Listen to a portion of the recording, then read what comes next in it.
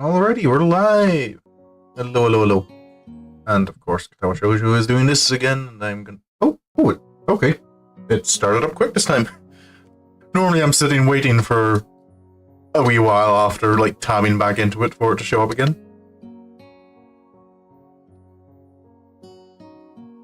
Just adjust the microphone a little bit. But yep, we are back to continue with Hanako's route. Last we left off, I think it was just like the start of the day of her birthday. Remember, we'd visited her last night and we didn't really get to talk much, and I'm quite worried about how today's going to go. I'm also anticipating that fairly soon we'll hear the full story about just what happened.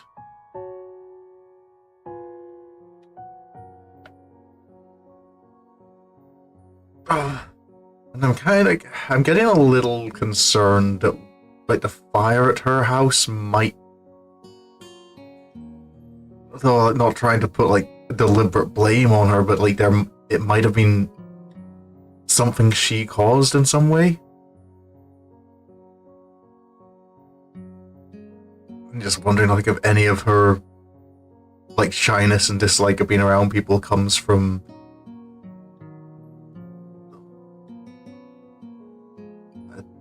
dislike of herself. But I imagine we will find out soon enough. Faraway presence. Alrighty. Once again, Hanako doesn't turn up for class. Try as I might to concentrate on other matters, this fact continues to distract me throughout the entire school day, and even as I walk through the school gardens to the dormitories. I don't think today being her birthday is a coincidence either. I don't know the link between the two events though, nor do I have any idea on what she's feeling. Were it physical pain, I could at least provide some limited comfort. With something like this though, I have no idea where to start. I run the people I know through my head, thinking about whether they could help. Shizune and Misha don't know that much about Hanako, and what little they do know, they can't tell me. Same for the nurse. In the end, there's only one person that knows Hanako well and would be willing to tell me anything. Oh, are we gonna phone Lily again? I just had...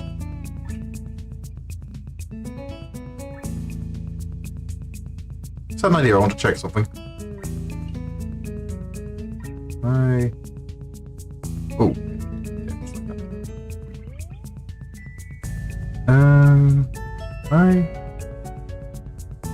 Stack this right.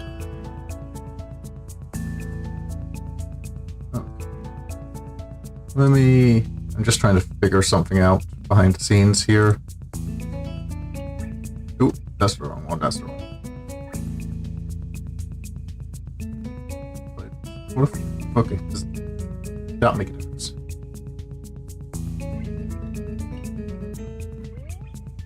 Okay, that makes it sound like I'm quite hard to hear. That feels like it's cutting me off a bit. How does that sound? Does that do anything?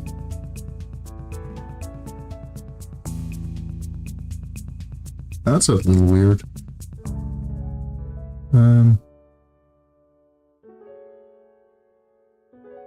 What about... Does this do anything?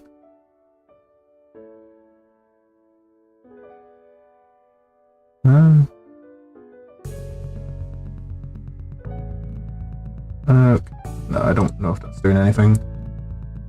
I should have... Okay, I will just leave it. I need to deal with that off stream at some point. I was watching back some of my playbacks recently, and the audio is bugging me a bit.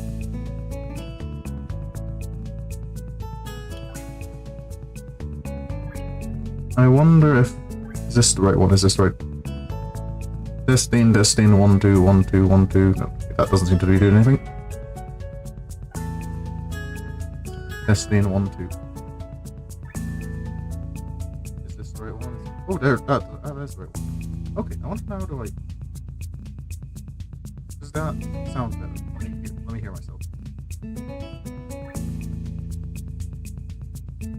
Okay, I'm quite quiet now. That's not so great.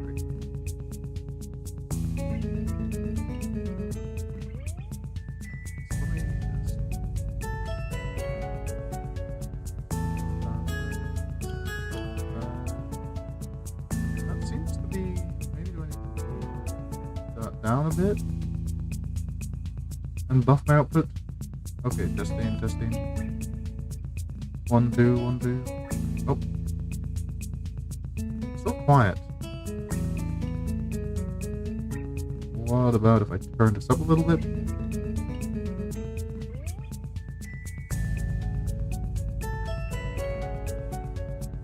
Okay, what about now?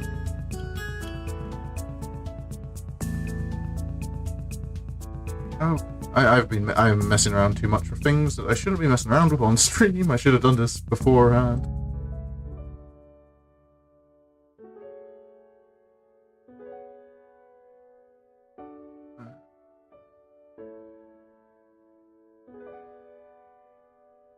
Okay, what about that?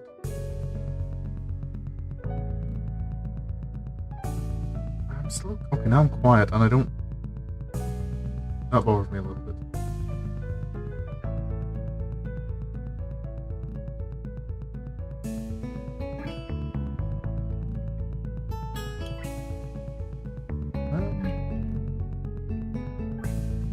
Okay. Can I just... There's...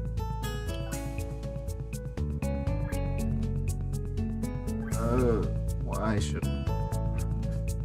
What am I doing? Okay. If I bump this up. If I bump that up, does that do anything? Okay, testing. 1, 2, 1, 2. Oh.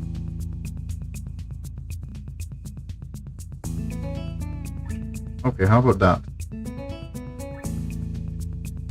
Is this any good? I sound very...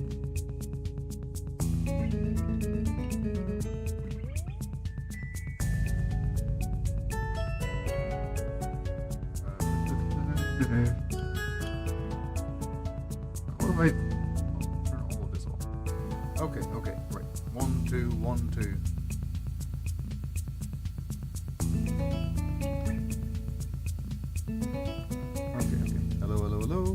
Hello.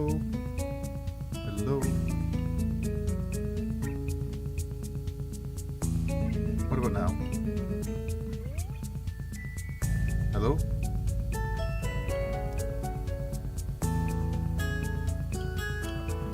One, two, 1, 2.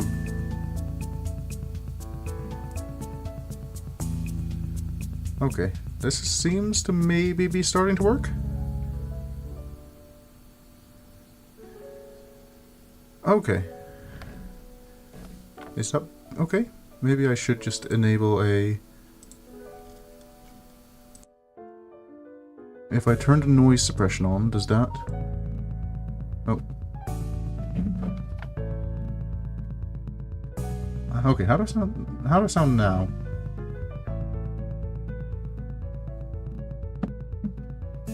Okay, that's not too bad. That's not too bad. And if I put a...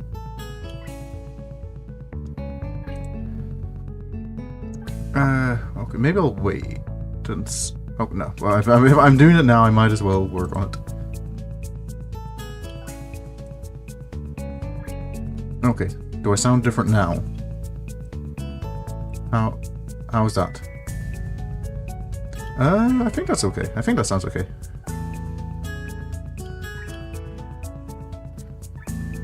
Alrighty. So is it, if I turn this on, is this what's gonna make me sound weird? Okay. Yes, it is.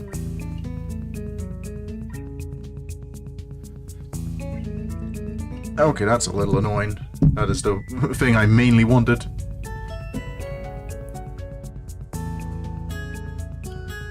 Wait, am I still... Do I sound weird again now? I thought I just fixed that.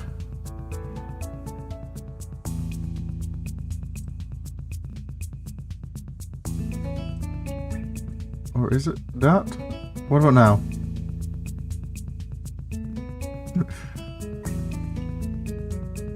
That's better, I think. I don't know.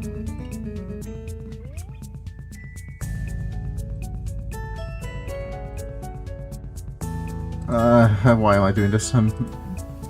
This might obviously be a mistake.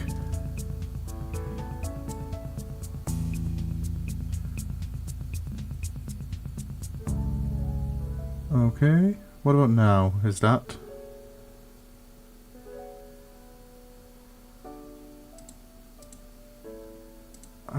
I think that...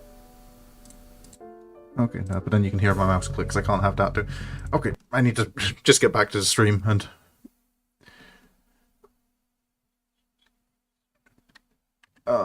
where were we? Okay, there we go. I think I just need to remember to talk louder, because I can't have... Oh, hold on. Yeah, that means I do need that on though, because I don't want to peek. Good old technical issue stream, don't mind me. Oh, and of course I'm going to have to mute that, because otherwise I'm going to get very off-put if I'm hearing my own voice feeding back constantly to me. Alrighty. Entering my dormitory room, I notice something that takes me off guard. It's starting to feel familiar. With everything that's going on around me, I'm thankful that this room started to finally be somewhere I can relax a little. When I'd first entered Yamaku, it felt immediately foreign in every way, from the untouched neatness to the way it smelled. Focusing back on the task at hand, I throw my bag onto the bed as I open the top drawer of my desk. Before she left, Lily told me the number to call her on while in Scotland, and I wrote it down. In hindsight, I wonder if she knew something like this could happen. Now that she's out of reach, I realize just how much both Hanako and I have relied on her for guidance. I dig around drawer after drawer, looking for that damned piece of paper. Eventually, thankfully, I find it nestled under a borrowed library book. I probably should have just entered it directly into my cell phone, come to think of it. Without further ado, I enter the numbers and anxiously press the call button. Eventually the phone picks up. A feminine voice I don't recognize on the other end. It's probably Lily's mother. Oh yeah, the English. English? Suddenly finding myself unprepared, I realize I can't understand a word she says, either due to my limited vocabulary or her heavy accent. I should have anticipated this, since, according to Lily, her mother's a native Scot. I soldier on in the hope that she must know some Japanese, considering it's her daughter's native language. It's Hisao Nakai speaking. An enthusiastic sound of realization can be heard as she recognizes the language. My feeling of relief is immense. Ah, you must be one of Lily's friends from school, correct? Even so, her accent means I have to concentrate to work out what she's saying. Yes, that's right. Pleased to speak to you, Mrs. Sato. Ah, it's so nice to find someone so polite. Lily dear, it's for you. Her mother seems nice, if a little over-enthusiastic given the mundane situation. There's a small silence as Lily takes her time getting to the phone. In the distance, I can just make out her mother scolding her playfully for just getting up. Hello? Lily speaking. You sound awful. She makes a sound somewhere between a dying animal and a yawn. The one thing I did remember to check before calling was the time zone.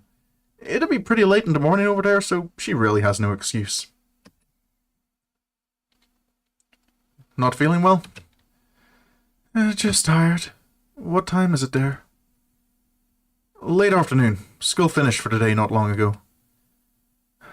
Hanako's not well, is she? That was quick.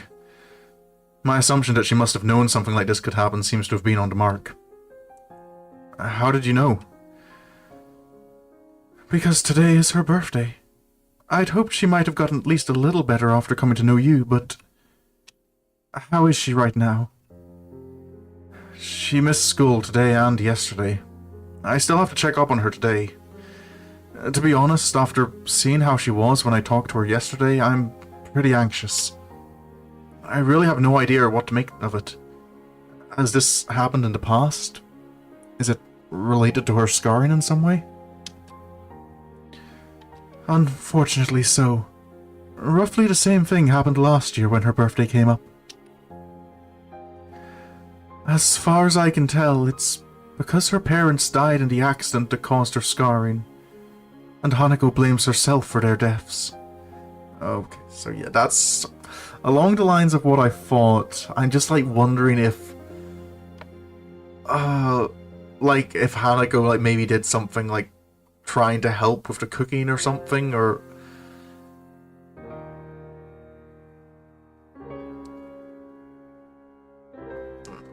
because I mean, I suppose like it could just be like survivor's guilt, that she blames herself because she's the only one left.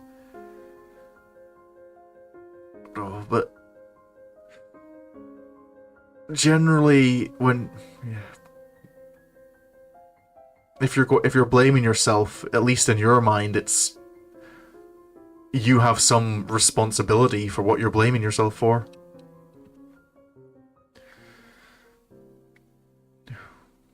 What she says does seem to make sense. If she's blaming herself on her birthday, she may well be ruined that she was ever born. Hanako had mentioned her stay in the orphanage to me. Maybe I should take some heart that she trusts me enough to tell me such a thing. Lily seeming so in the dark about it, though, almost to the extent that I am, is a surprise.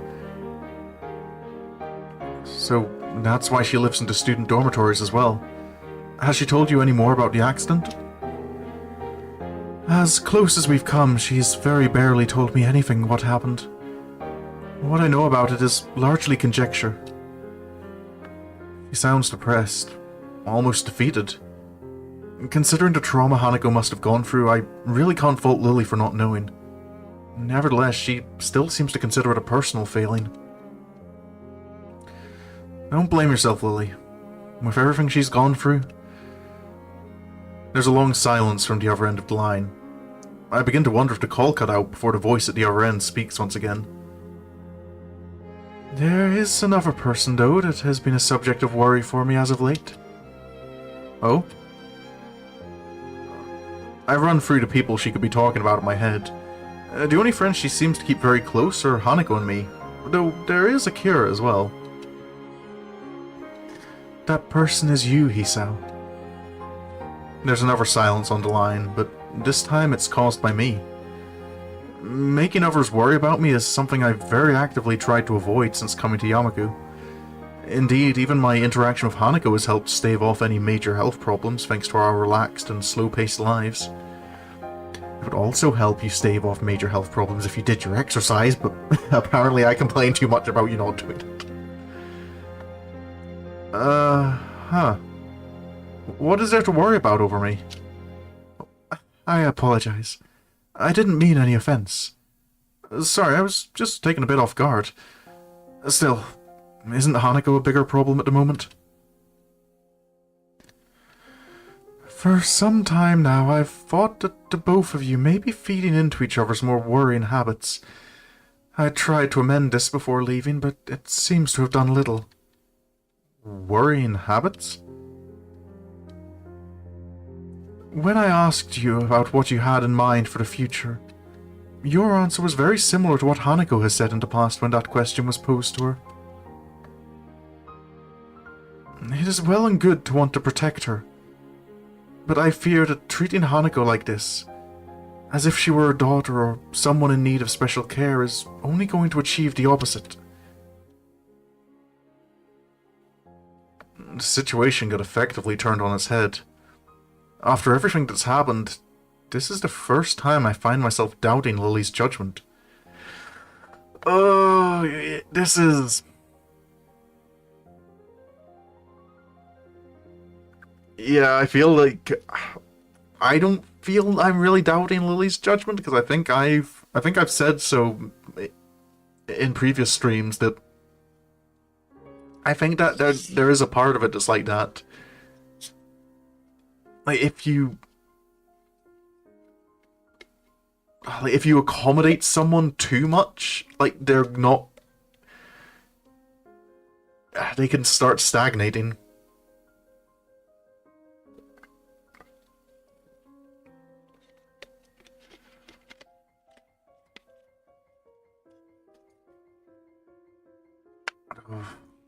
The question is, what answer does the writers think is the right one?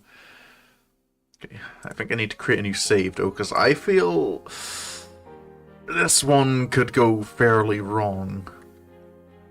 But like my own response is like, yeah, like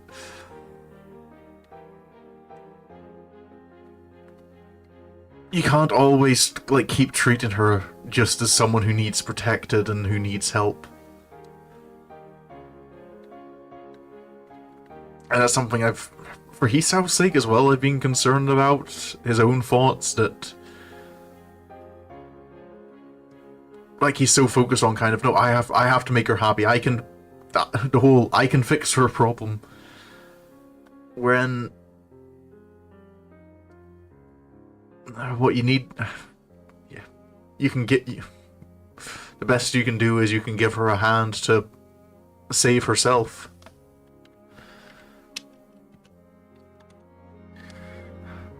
I don't want to admit it, but she may have a point. Something else bugs me though. And you tried to amend this? Wait, our outing into the city? Quite astute. I thought that it might help if I dragged both of you out of Yamaku and into the wider world.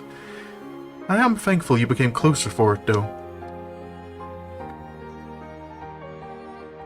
So she noticed that. I suppose she may well have been paying attention to us. And her hearing's incredibly good. Quite likely good enough to have picked up on what we were talking about, if she tried. This sounds more and more like you are manipulating us. Oh, okay, that wasn't like jokingly said. Silence. It's a harsh way of putting it, but I have no intention of stepping back from those words. I'm sorry. I was just worried about you. It's fine. I guess there are more important things anyway. It's not a total surprise that she'd do such a thing. Her motherly nature can be slightly overbearing at times, but she does have the best of intentions. So, you think I should think about myself more instead of trying to cater to Hanako? That largely sums it up. Again, I'm sorry for not telling you this in a clearer way before going behind your back. I know I am at least as guilty of being overprotective of Hanako as you, but I fear that you are neglecting yourself in your efforts to give Hanako happiness. Oh yeah, and that's something that came up at the pool table as well, was Hanako saying like that she's there for him as well, like Hisao as well, but he kind of like brushed that off.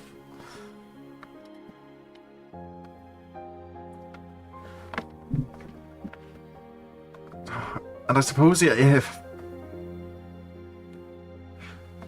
if what Hanako's feeling guilty about is that she wasn't able to help her parents, like if she's just feeling that like all she is a burden to people, then giving her that opportunity to like be the one who is able to help. The question is, like, can we achieve that? Do you really think Hanako will be okay? She isn't as fragile as you think. I don't know exactly what experiences she's lived through or what feelings she has in her mind, but she has managed to work her way through them until now. It's also my hope that giving her a little space will allow her to decide what she truly wants for herself, and give her the initiative to reach out for it. Please, have faith in Hanako. That's all I ask. I guess I'll think about it for a while. That's good. Being rash won't get you anywhere. I know that at times you may doubt your relationship to Hanako, but she does... Lily cuts herself off and takes a moment to reconsider her words.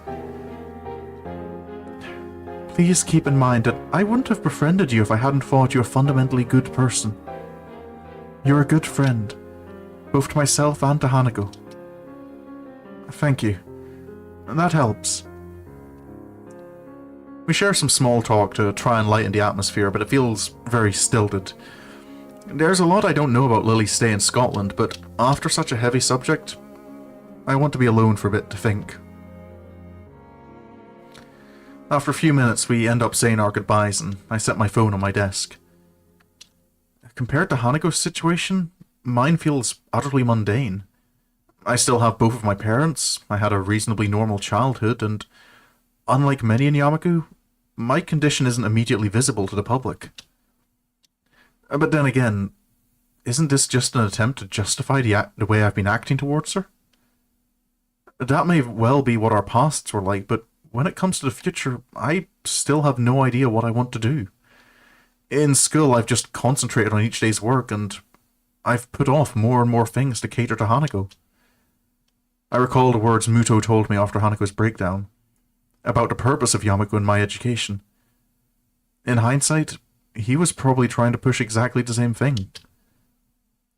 Just what have I been doing in the time since my heart attack?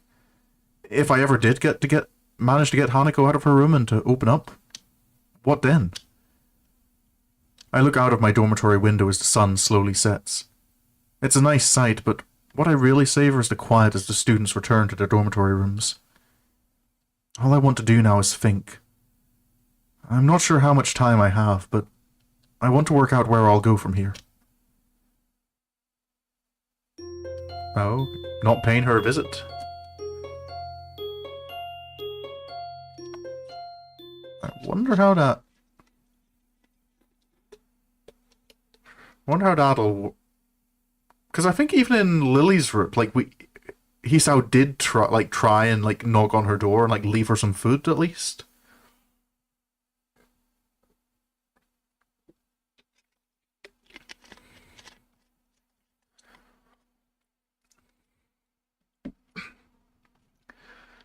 Since talking to Lily yesterday, I've wanted to try and move on from the listlessness I felt ever since coming to Yamaku. But even if I try to concentrate on the book in front of me, Hanako's empty seat at the back of the classroom looms larger than life. Every time I start getting focused, my eyes flick over to her desk again and my mind starts spinning. Once more my eyes drift over to it, but this time my vision is blocked by a certain other classmate. Oh, Mickey again. Oh, hey Mickey. Maybe you should just have lunch. I can hear your stomach growling from my desk. I let my head drop in disappointment. She seems to take some amusement from my reaction and hops up onto my desk. Her grin as she sits on it reminds me of the Cheshire Cat. Yeah, he made sure she was easy. Hello, my dear. Are you back home now? Still not feeling too great? No. No. At least Mickey is probably someone who might be able to at least cheer Hisao up a little bit. Without being as overwhelming as Misha and Shizune. I say, she just immediately gets closer. So, what you working on? Some math. I have a decent handle on it, but I just wanted to revise. Oh, really? Let me see that. Before I can object, she grabs my mathematics book with her hand. She scans the page I was on, holding it open with the one hand she has, her left arm sitting uselessly on her lap. In my time here at Yamaku, I've noticed that the other students have a wide range of adjustments to their disabilities, and on a purely practical level, Miki is one of those who seem to have some trouble. The stump of her left arm tends to be either hanging by her side, slipped into a pocket, or otherwise put out of the way. Sometimes she has a difficult time doing common tasks, which makes her visibly quite frustrated. I wonder if that's maybe an indication Miki's her injury is more recent?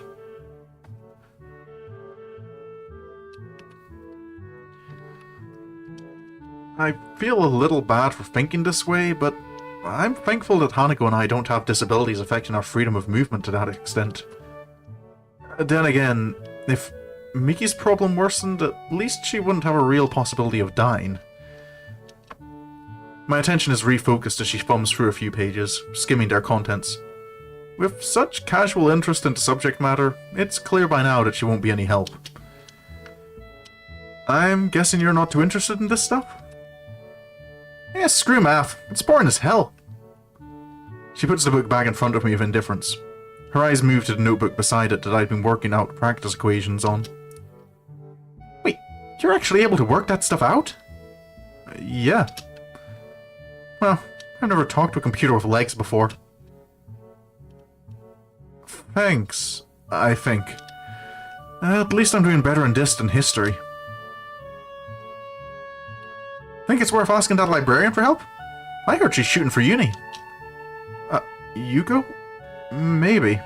I don't know what she wants to study, though. So what about you? Got anything you're thinking of doing after you graduate? Me? Nah, not really. Just enjoying it while it lasts. She looks a little awkward when asked about her future and absent-mindedly rubs her left forearm. I kind of want to ask her about it, but I don't think I know her well enough to do so.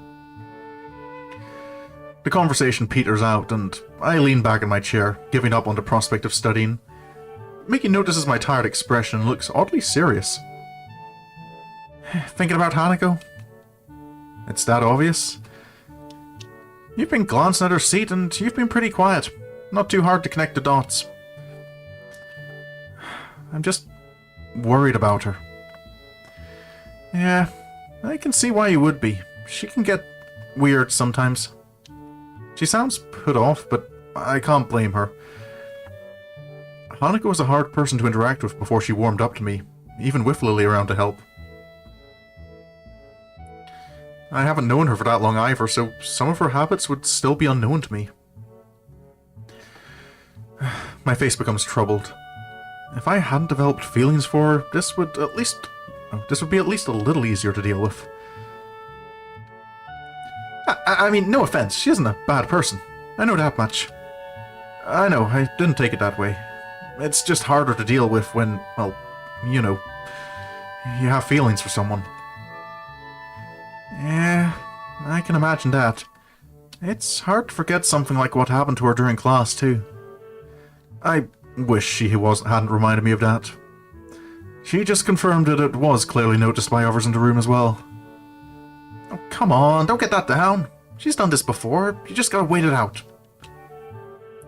She locks herself in her room and acts like an empty husk of a person for a sizable amount of time. Ever since she entered Yamago, if not before then as well. And I'm not supposed to be concerned about that? Well, I might think that, but there's nothing I can do. I can't force her to come out, and she does see a therapist, so it's not like she isn't getting any help for her issues. Maybe it's natural to think that way when you're so powerless to help someone. That's just the way she is, and you just have to deal with it. As I mull things over, I notice a movement out of the corner of my eye. I glance to see who it is and end up doing a double take. Hanako? Sure enough, it's Hanako. She walks through the door just as she would any normal school day and begins to move towards her seat in the usual silent and humble manner. Don't bring too much attention to it, Hisao. I feel like this is one of those cases where, like, bringing attention to it is going to make her feel more self-conscious. She looks at me for a moment before blushing and looking away in embarrassment, which makes me realize that I was staring at her. I feel sorry for that, but not doing it is hard after all that's happened. The girl sitting on my desk looks to me, grinning. See, your sweetheart's back already. What did I tell you? You be quiet. It might only be meant as a joke, but she hits close enough to make me quite uncomfortable. As we talk, someone calls Mickey's name from the door. She jumps down from her vantage point at my desk before turning to me. I gotta go, Hisao. Remember to eat sometime, will ya? Fine, I will. I'll see you. She gives a casual salute before jogging over to the door. where a male student in gym uniform is waiting for her. Probably someone from the track and field club. Oh boy. Seizing the opportunity, I get up and make my way to Hanako's desk. I don't know if that's a good idea. Maybe, like... so it just really depends on, like, how Hisao starts this conversation. Like, if he's just casual... I think it's best if he's just, like, casual and normal about it. I don't know. Like, I don't know. Maybe this is just me reading... I feel... I still kind of feel like it's best for Hanako just to... like, just to be normal with her. Not to keep, like, drawing attention to what's going on. Hello. Hi, Hanako. What's up? Nothing. Maybe talking to her this soon after she came back to class was a bad move. Yeah, maybe. Want to go come with me and grab something from the cafeteria? I'm pretty hungry. But I thought you were studying. Studying can wait. Turning up for class after all this time must have taken some courage for Hanako. So the least I can do is stay with her. No, that's another point is, again, he's in the mindset immediately of kind of, doesn't matter what I was doing, I need to help you.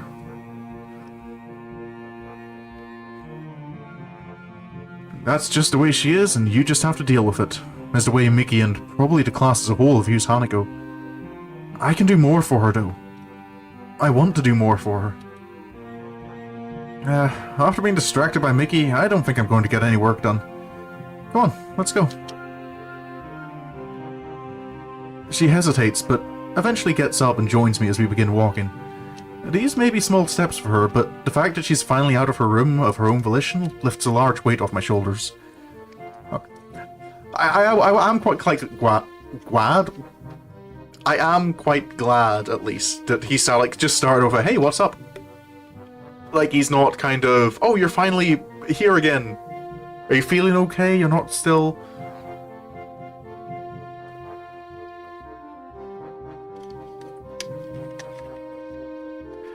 Oh, no. So I think that's a...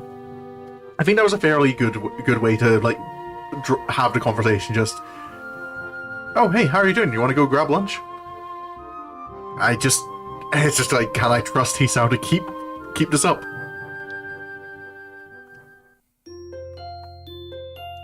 Oh, well, we're going to the next day, so presumably nothing bad...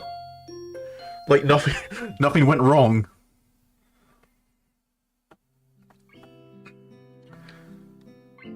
My pen busily scrawls onto a slowly filling page of my notebook. My other hand remains on the page of a reference book I borrowed from the library, marking my spot as my eyes flicker to and fro. As I work, I occasionally mark red circles or underlines onto the photocopied sheets of paper that lie on the table in front of me. Wanting a change of scenery from the library and to avoid the distractions of the classroom, I decided to make use of the Shanghai for some quiet study time. It ended up being nice and quiet, as expected, and being able to get a coffee while I study is a nice bonus. Hanako may have returned to her normal self since she came out of her room, but I've done quite the opposite. Daily routine may have returned to us, but I feel as if I'm a different person. Maybe I'm not, it's only been a few days after all, since I decided I wanted to try and get out of the rut I'd found myself in after my accident. But I want to change, and I'm now actively working towards that goal. Or, at least I would like to think that I am. This is impossible! Brute forcing this isn't going to work. What's more, I have another piece of writing I have to do after this. I fear that's going to be no easier. Oh, just made it home? Welcome home, my dear. You make sure to get some rest. I look up in mild surprise to the source of the tentative voice. Yuko stands at the head of the table with a damp towel in hand, clearly having taken the opportunity to clean the tables with no other patrons, while no other patrons were around. She looks curious. her eyes as much on my work as on me. What's the matter? I was just wondering, what sort of work are you having so much trouble with? Oh, it's just history. I'm fine with science and math, so I'm trying to get my other subjects up to par. Yugo looks positively delighted at this development. I feel like I chose just the right answer on some big quiz show. I'm trying to remember, she did mention it was like history that she was like studying in like one of the other routes, didn't I think in Lily's route? Watch out. Yep. You make sure you freshen yourself up. Try and see if you can get rid of some of the... Yeah. I know feeling sick just never feels nice. But I'll be hoping it's not COVID.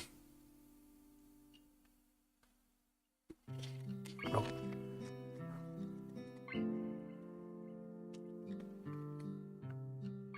Oh, I think I can help you with that. If you don't mind, of course. I briefly considered turning down the offer in order to not cause her too much trouble, but she looks too excited about this for me to do it. It would be mean to shoot her down like that after such a reaction. If you're willing to help, I'd really appreciate it. She claps her hands together and quickly deposits her towel on the counter before returning and taking a seat across from me. I take my notebook off the top of the textbook and hand it over for her to peruse. So, you're studying the Edo period? Yeah, I'm not really much good at this though. She takes the textbook and reads a few pages from a random section near the middle for a bit. But the aura of enthusiasm she'd been radiating previously is rapidly sapping away. I'm guessing this isn't the kind of history you were expecting? Unfortunately not. My main area is European history, especially in the classical era. Sorry. She looks a bit downcast, but as she carefully closes the book and lays it back down on the table, her face perks up again. Would you like another cup of coffee? Oh, yeah, sure. I reach forward and get my book back as Yuko gets up, takes my mug and slowly walks to the counter to make another brew. As usual, she's absolutely silent as she does this. Every ounce of her concentration is focused on not tripping over or dropping the plain white mug. I take the opportunity to lay back and relax for a bit, the hum of the coffee machine filling the otherwise quiet air. It's small details like that which make me realize how much I've come to appreciate the little things in life. The peace and quiet of the local town, the discipline and order of Yamaku, the green of the trees that was so rare in my home city, the relaxed pace at which the aging residents live their lives. Everything feels so certain. It's comforting.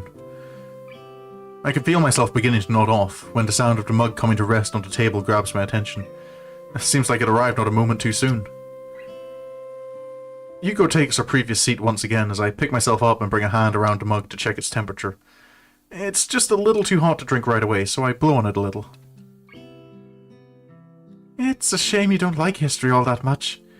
I sort of guessed you might be more into science. How so? You've nearly read out the science fiction section of the library already. It wasn't hard to notice. You do have a good point there. Well, what can I say? You've paid me just about right. I mean, to be fair, I enjoy science fiction, but I know that doesn't make me good at science. To be fair, though, I actually suppose it's more like space fantasy I like, which I think is like technically a different genre to science fiction.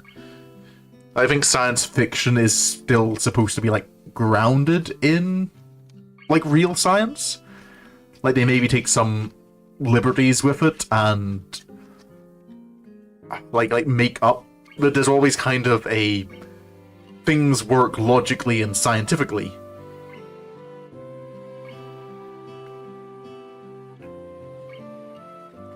Whereas I think I kind of like more space fantasy, where it's in space, there's like spaceships and lasers and all that, but there's also like magic and stuff alongside it. I think it's why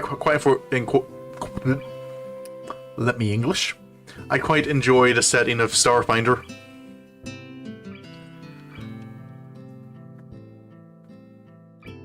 You sound like you really take an interest in history, though. especially considering how specific you were about it. Do you study in that area or something? Go on digs overseas? She giggles nervously at the thought. I'd like to visit the Mediterranean sometime and see the old architecture and art for myself, but I don't think I could trust myself to handle such delicate things. I'm saving up to formally study it in university, although I also read up on it whenever I have free time outside of work. So Mickey was right about her university aspirations. Considering how she fares as a waitress, a more theoretical path may suit Yuko better. It's nice to hear that she has some ambitions though, considering how hard she works. I nod and take a careful sip of my coffee. By now it's cooled to the right temperature, so I begin to drink while keeping an eye on the book below, trying to read at the same time. A few minutes pass quietly, Yuko looking out the window and watching the world go by while I have my coffee and study. A movement catches my eye and I look up to see Yuko smiling and waving to someone outside. Following her gaze surprisingly reveals to someone to be Hanako. She's looking at us from the side of the street across from where we are. Her usually all too visible timidity is largely absent, probably thanks to there being so few people around right now. Evidently, she decides to join us, as after a little wave, she gives a quick glance up and down the street and crosses towards the side the cafe is on. The familiar doorbell to the Shanghai rings out as Hanako enters and makes her way to the table we're sitting at. Hello. Good afternoon. Hi, Hanako. What's up? Nothing. Just going for a walk. Since the weather was nice. Yeah, I get what you mean. I'm glad I decided to study here instead of the library. It's comfortable in here thanks to that. Better than the sometimes quite stuffy library. I look to Yuko, who nods in response. It's nice. It's just a shame that summer can't last forever. Oh, wait, sorry, would you like a drink? Hanako shakes her head. Thankfully, it's enough to calm Yuko back down. How are you going with studying? Okay-ish. Oh, yeah. Have you talked with Lily? I'm interested too. How is she doing? She's enjoying it, I think. I think that's all we're going to get out of her. Being around Yuko is tensing her up. It would be so nice to travel to Scotland. Green fields, castles, lovely small towns, men in kilts, interesting history.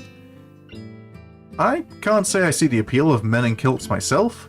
It does seem like a picturesque place though. I mean, Scotland is pretty nice. It's been a while since I've been to Scotland though. I'm more often in England and Wales if I'm like traveling to other parts of the UK.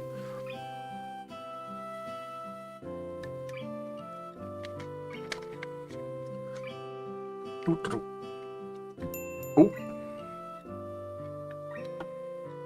As we talk, the jingle of the doorbell rings again. Hanako is startled, noticing Yuko's panicked expression at the prospect that she might leave customers to wait a handful of seconds due to her chatter with us. Yuko gives a quick bow, then hastily skitters over and greets the new customers. An elderly man and his wife. I watch her for a bit, craning my head around to get a good view. Hanako is staring at me with her one visible eye. She averts her head in embarrassment as I turn to make eye contact. I was just thinking that it's nice to have ambitions for the future. Yuko was telling me a little about her university aspirations before. Oh. It's a shame. If she wasn't so neurotic and overworked, I think she could be a really happy person. As much as I'd like to play host to Hanako and entertain her a bit, I do need to study as well. To be honest, I don't think the distraction from Yuko helped either. Sorry if I'm a bit distracted. I need to try and get this done, otherwise I'm going to flunk the history exams pretty hard.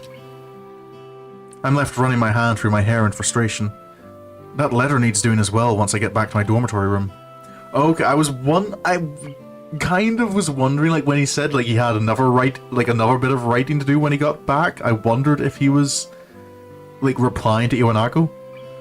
I think I think he replied in Lily's route? It was Lily's or Rin's route, I think. Or... No, was it Rin's? Rin's route was the one where he stopped reading? Where he didn't read the whole thing? But I remember, like, in one of... The three responses we had so far was he read part of it and just stopped and was like, no, I don't want to hear the rest.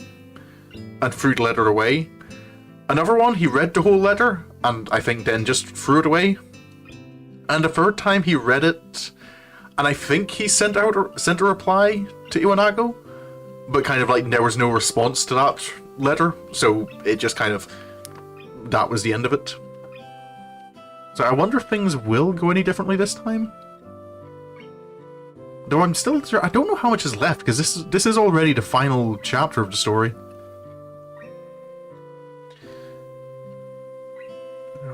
I hope I have more luck with that than this.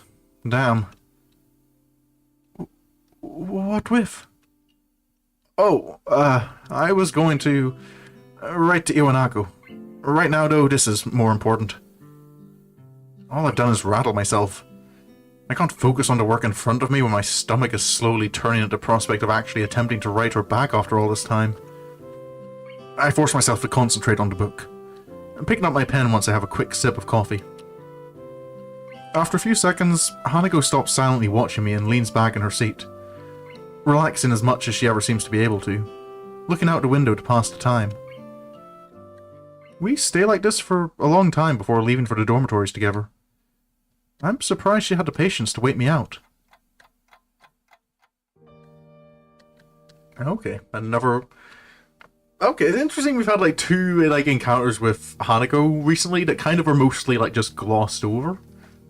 Like when we went to lunch yesterday, well, the previous day we saw, it kind of just... we didn't see any of the conversation or thing, like what happened there. And on the journey back as well.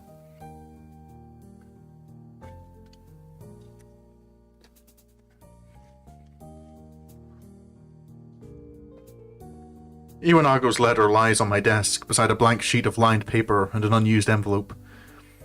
The tapping of my pen is the only thing to be heard this late at night. As I feared, excuse me.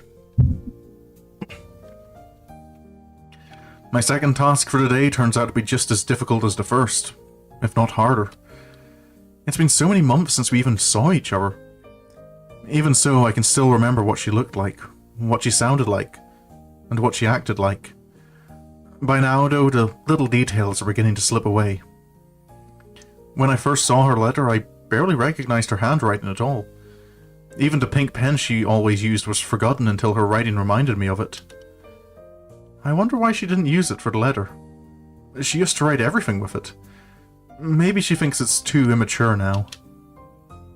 Yeah, well, maybe as well, like, because this is like a rather formal letter.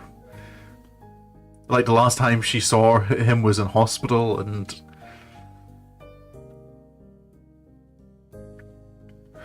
I should be thinking about myself and about what I want to communicate to her.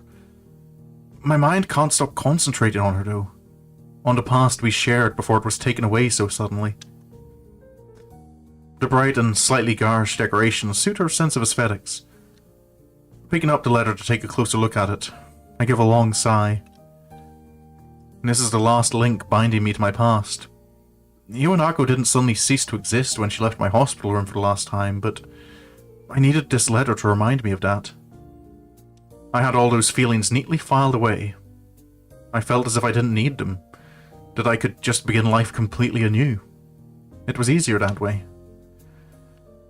In the end, I suppose that was a rather naive thing to think. Sooner or later, my past would have caught up with me one way or the other. But what am I supposed to say to her? Thank you for bringing me closure? All the letter did was end the sense of closure I'd previously felt. Try as I might, I can't write so much as a single word down on the paper in front of me. I can't even think of what exactly I want to say. Putting the letter down on top of the blank sheet, I gathered the materials together and filed them away in my drawer. The clunk the desk makes as it closes makes me momentarily tense in frustration, before I get up to go grab a drink from the vending machine on the first floor. This sounds like the setup for bumping into Genji. I tried, but I couldn't do it. After all the time that's passed, I still don't know how to deal with Hanako. Oh, never mind, we're just... A new day.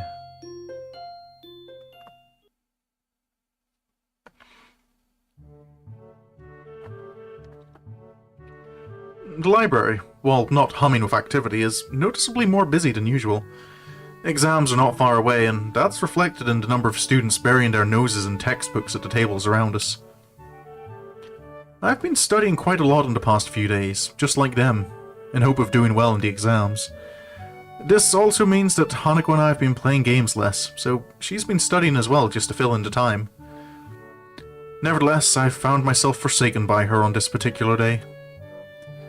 The textbook in front of me has remained on the same page for some time. After so much reading on subjects I couldn't care less about if not for my exams, my mind is beginning to wander.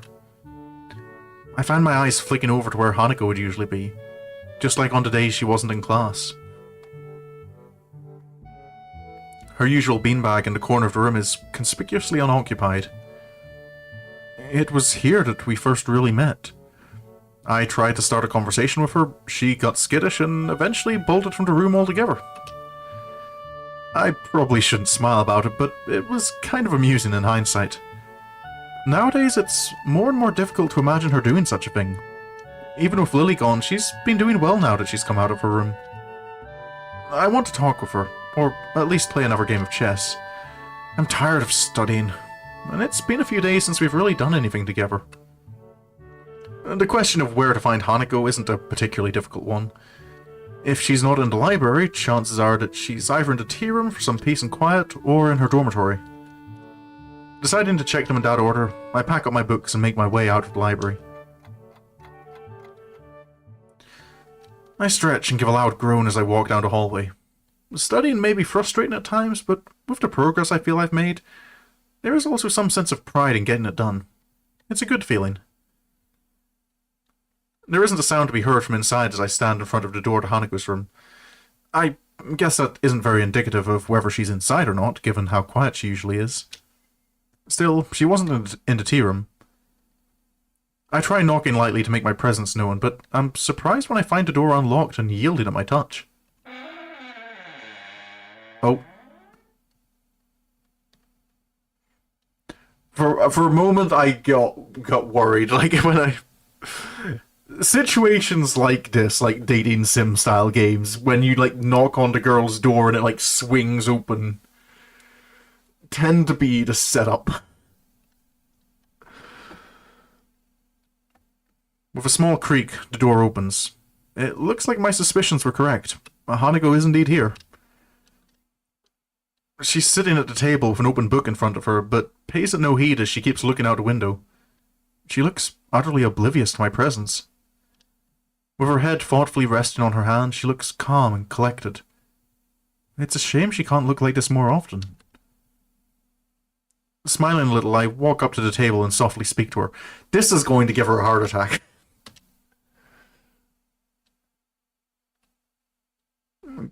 Good evening, Hanako. Hanako's head turns a little to see me, but she's still only half there. I put a hand on the table and lower my back to better look at her face, mildly curious about what mood she's in. What's up? She gasps a little, finally acknowledging my presence in the room for the first time. Hanako's blushing really heavily. Her mouth is open just a little, as if paused mid-sentence. Most striking, though, is what she's doing. She's looking directly at me. Her eyes are pinned on my own, from such a close distance that I can almost see my reflection in them. They don't turn away nor move at all. They're absolutely still, just looking into mine. They're dark and give her an almost analytical air. Even when reading on subjects she has no interest in, she would appear to be wrapped in her work to a casual observer. She absorbs information very well, and even now I can feel that. I feel like I'm seeing something behind those eyes that I never saw before. I don't know what it is, though. Hanako? Her lips move just a little, silently mouthing something. She looks like she's on the verge of saying something, but won't say it. But that's the way Hanako always is. On the verge of saying something, but never quite doing it. As I look intently into her eyes, I realize something. Everyone has their own thoughts, things they want to say, their own worldview. But I can't work out what Hanako wants to say. And I can't work out what she's thinking. I never have been able to. I feel like very similar to like the kind of lesson Hisao had to learn in Rin's route. It's frustrating. It feels like I don't know her at all, despite all the time we've spent together. Hisao? It's only now that I find myself blushing. I've been looking directly into Hanako's eyes from such a short distance with absolutely no regard for her, and she's been looking into mine without shirking away. I quickly look away while covering my face with my hand. Hanako does just the same. Another awkward silence reigns. I hate these. At first I accepted them as just being a fact of life around Hanako, but now all they feel like is an affirmation of how little we're able to communicate.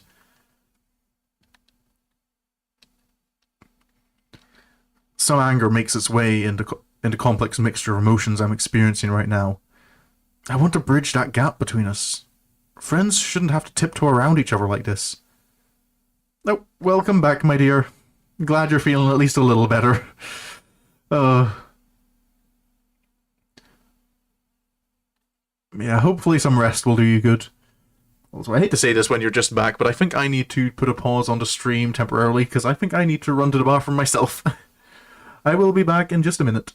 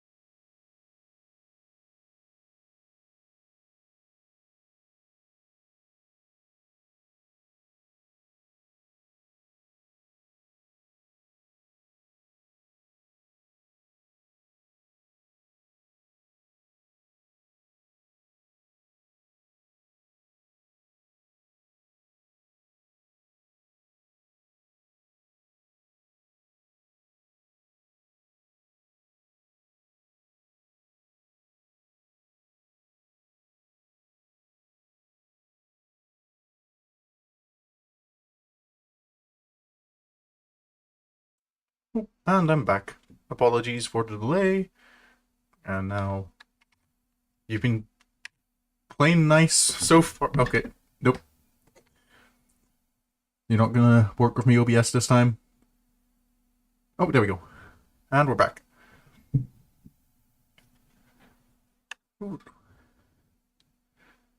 Okay, just getting my brain back in back in gear. Oh. No, my brain was instinctively kind of like, I can hold on. I don't need to go to the toilet yet. And then I realized I'm only an hour in. I'm not gonna be able to hold out for the rest of the stream.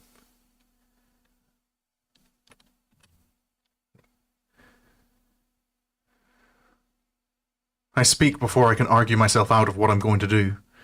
My scarring isn't as bad as Hanako's, and I can't possibly compare my life to hers, but I want to show her that she's not alone. Doing this in such a blunt manner might be the only way to get my point across. Oh. If... Right, my guess is Hisau's about to show her his scar. But yeah, he really I really don't think his brain was thinking through, like, the implications of, like, how this looks from her perspective if he's just going to start unbuttoning his shirt. After, walking on unannounced into her room, staring at her.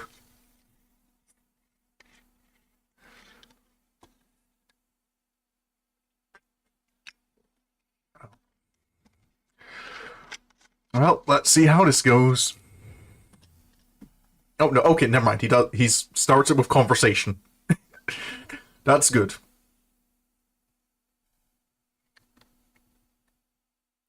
Hanako, I want to show you something. I take a deep breath to prepare myself. This could backfire badly, but I feel as if we've come close enough for this to be okay. I'm not going to strip naked or anything weird. I'm just going to take off my shirt.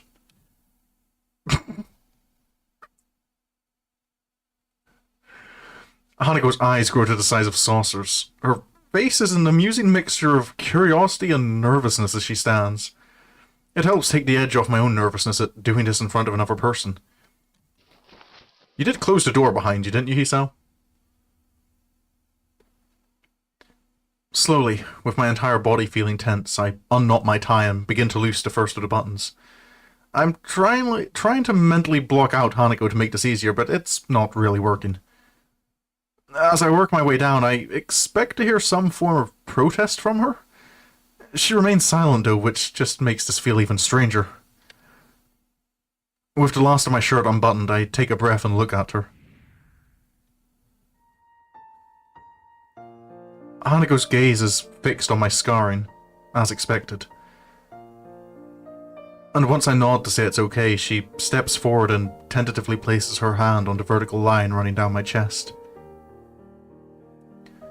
The scarring on her hand, a pattern of damaged skin across its surface, contrasts with the single uniform line that makes up mine.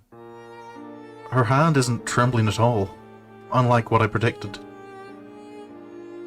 This is the scar from the surgery that followed my heart attack. The surgeons had to cut open my chest to operate on my heart. I never knew. Hanako's words are calmer and softer than usual. The soft feeling of her fingers moving from my scar to my breast makes me hesitate a little before continuing on. You're the first person to see this since I left the hospital. But why are you showing this to me? I wanted to prove to myself that I could do this. That I could accept my past and move on. I wanted to show that to you as well. She nods. From her reaction, she seems to know how difficult this is for me. More than anything, this scar represents a visible reminder of my condition. A reminder that I'm not normal anymore. That's something that, until now, I had tried my hardest to ignore. As the minutes tick by, Hanako's gaze lingers. Her eyes look less focused on my scarring than before. The situation feels a bit different than it previously did, and it makes me feel slightly uncomfortable. Her hand retreats and I draw my shirt closed and begin to button it up. Her blushing face suddenly returns to its typical tense and timid state as she looks away. The room is completely silent as I fix my shirt and tie, feeling put off after such an unexpectedly intimate moment. So, I guess you're not the only one that's scarred. Hanako smiles a little at the joke, thankfully lightening the atmosphere a bit. Thank you, Hisao. I think I understand. I give a long sigh of relief. I really didn't know how she'd take it, but I'm glad everything seems to have worked out as I hoped. Hanako's smile only proves that further. I'm finding the path I want to follow now, and what Hanako needs to do is to find her own. It's something I can't help her with, and it's something that she needs to overcome her past in order to do. Hanako checks her watch. It's getting late by now. Hisao? Yeah, I'd better be going. I'll be thankful for some sleep. It's been a long day after all. Good night, Hanako. Good night. I make my way out of her room and into the hallway, remaining silent as I do so. I think both of us have gone through a few emotions today.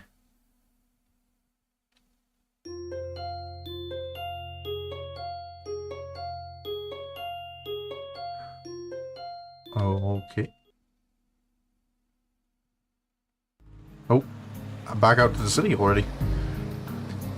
The heat of the summertime sun beats down on my sweating brow. Dabbing with a handkerchief doesn't help too much in making me any more comfortable. Giving up on the idea of getting more done today, I stop and lean against one of the overpass fences, resting my bag on the ground. The stores in the town below Yamaku are well stocked and offer enough variety for me to get by, but at least an occasional shopping trip to the city is something that can't really be avoided. I've been here a few times now. The city's layout is getting more familiar, and the nostalgia from its atmosphere is beginning to wear off. I realise that I've begun to wheeze. I sound like an old man that's overexerted himself, and having to connect that to the fact that I'm the source is a bit disturbing. I put a hand on my chest and concentrate for a bit to make sure I haven't gone far enough to cause any further problems. I'm not gonna say it, but you all know what I'm thinking. Thankfully, my heart is acting normally. There's no dull pain and the beating is regular, albeit fast-paced, as I recover from overdoing things in this kind of heat. I hate my body. It's frustrating to be held back.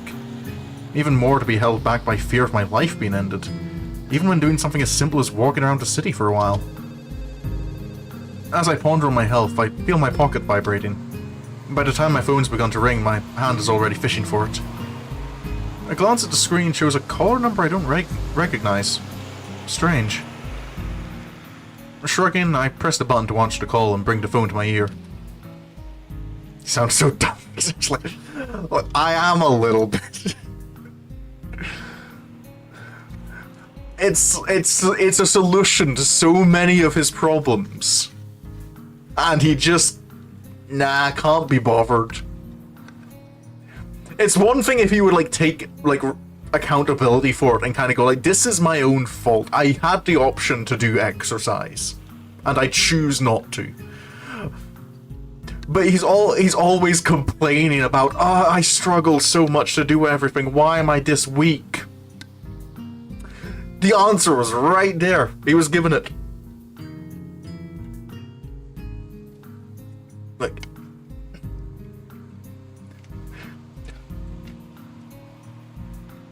If you're going to refuse the cure, I think you forfeit your right to complain about the sickness.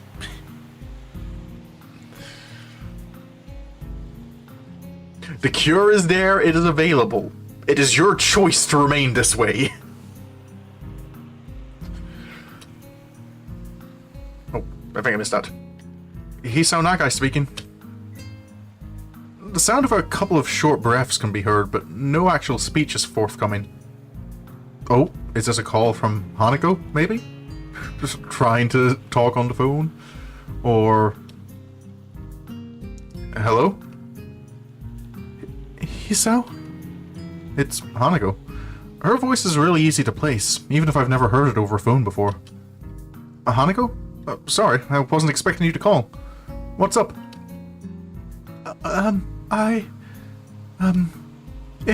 If you're not busy, I was wondering if you would like to meet up?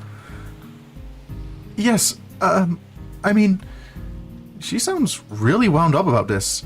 I can hear muffled voices in the background, and it's about time for afternoon tea. So I guess she'll want me to meet her at the Shanghai or something?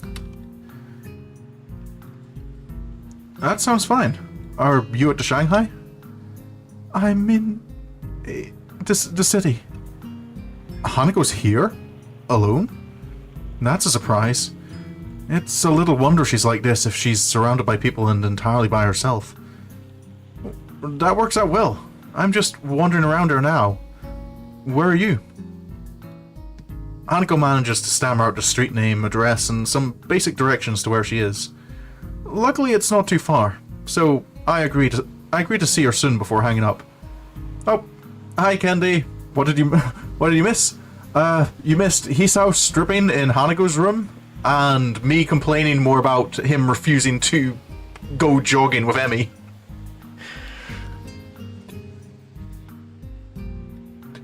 But welcome to the stream.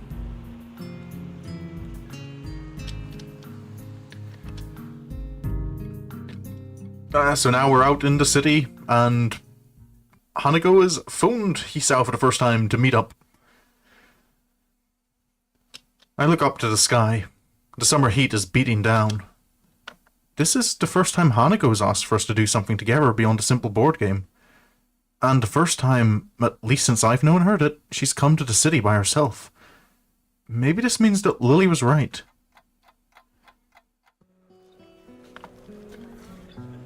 Lily's best girl for a reason. By the time I manage to stagger up to the cafe where Hanako is, I've started to wheeze again. I'm sweating so much that I feel like a melting popsicle and can barely hold the bag in my hand. I need to sit down, badly. The tables outside are all occupied by busily chatting couples and girls gossiping between themselves. The contrast between the different age groups and fashions of the people here and the people from the town near Yamaku is striking. I scan over the people sitting at the tables, but I can't see Hanako. She did say she was sitting outside, so I must just be missing her. Not difficult given how small she usually tries to make her presence. I look around again, more slowly this time, taking particular care to see if I can find Hanako's hat. It's pretty distinctive, and I'd be very surprised if she wasn't wearing it. Alright, oh! And you're back again, Kenny. I've only just noticed there that you've sent that message twice. But yeah, Hanako's birthday has come and gone. We had our little phone call with Lily, where we acknowledged that yes, Lily was right. Hisao probably should, like, stop. Probably should stop babying her. Hisao visited Hanako's room and started stripping. And I was complaining more about his refusal to do his morning jogs with Emmy. Because that is something that comes up every stream and it bothers me every time.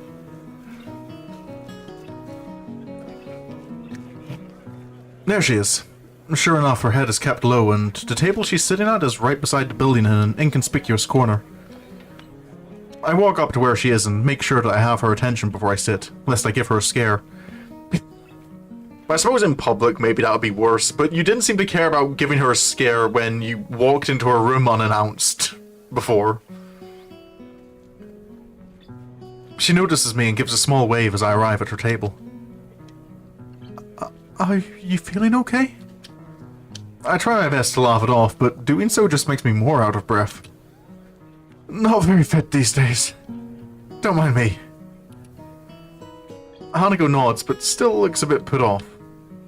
Now that I can get a good look at her face, something about her seems a bit different.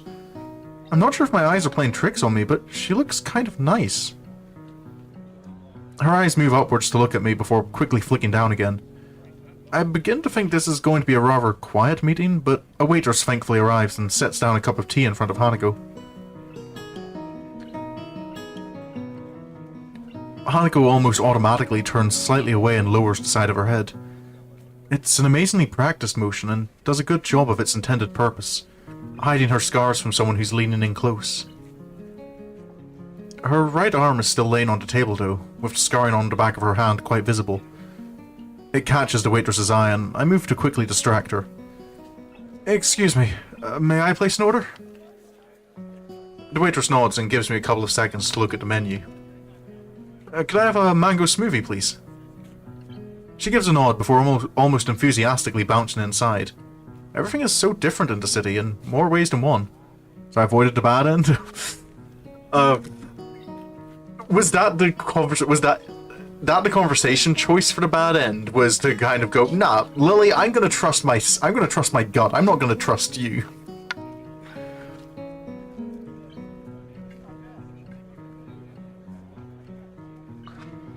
Because I had the feeling when that choice came up that that was the deciding choice.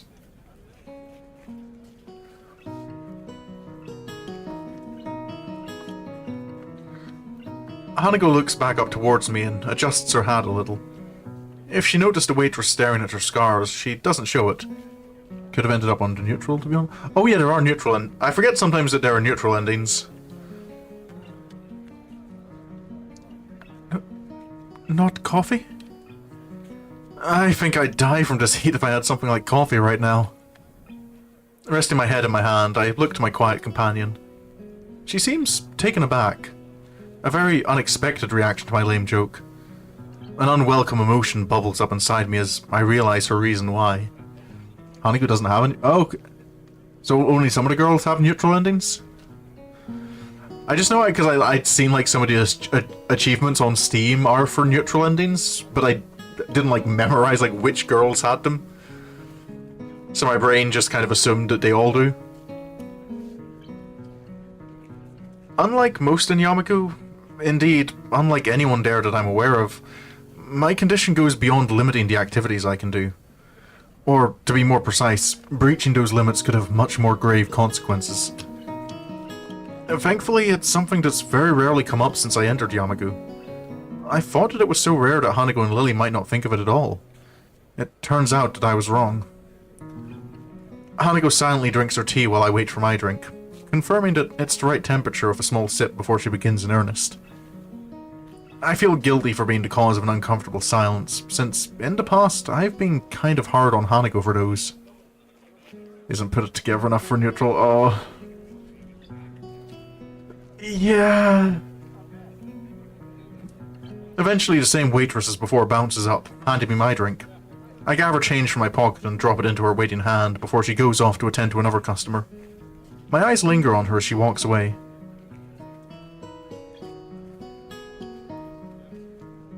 Do you think that she looks pretty? There is a neutral word for Hanako? Oh, okay. Apparently you're wrong, Kendi. And I'm obliged to trust Mooney on this.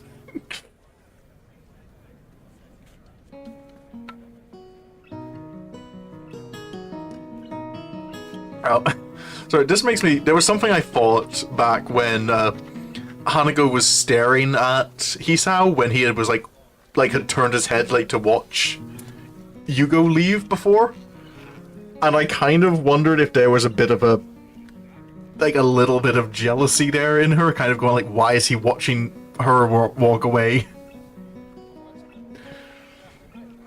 And now here again, Hisao's watching another girl walk away. Hanako is following my gaze, her eyes taking in the waitress that served us. I can feel my blood slowly going to my cheeks as I rest my smoothie back on the table. Nah, can't really say that I'm really into that look. She just looked a lot like an old friend I knew before my heart attack. Did you have many friends? I had a few at my previous school, though I wouldn't say a lot. The four of us just hung around together after school and stuff. Do you still talk to them? I shake my head. No, we gradually lost contact while I was stuck in hospital. You're not saddened by that? Or angry? Hanako looks genuinely surprised. I guess it's the right reaction. Well, life did move on for them while I was stuck in the ward. I was pretty sore about it at the time, but now it's just a bunch of nice memories. Besides, once I came to Yamagu, I found new friends as well. That's quite a whitewash of what my feelings were back then. I went through some dark times during my stay at the hospital, and I really am glad that Hanako and Lily were around to help me after I left it. Hanako blushes as we both get down to enjoying our drinks. She seems to have calmed down since I arrived, and I've started to feel a little better now that I've had the chance to rest a bit. So this is getting to be a nice outing already.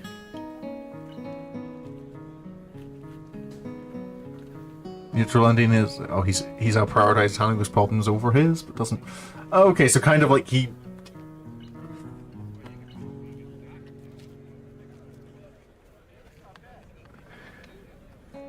like, he kind of just, like, treads a...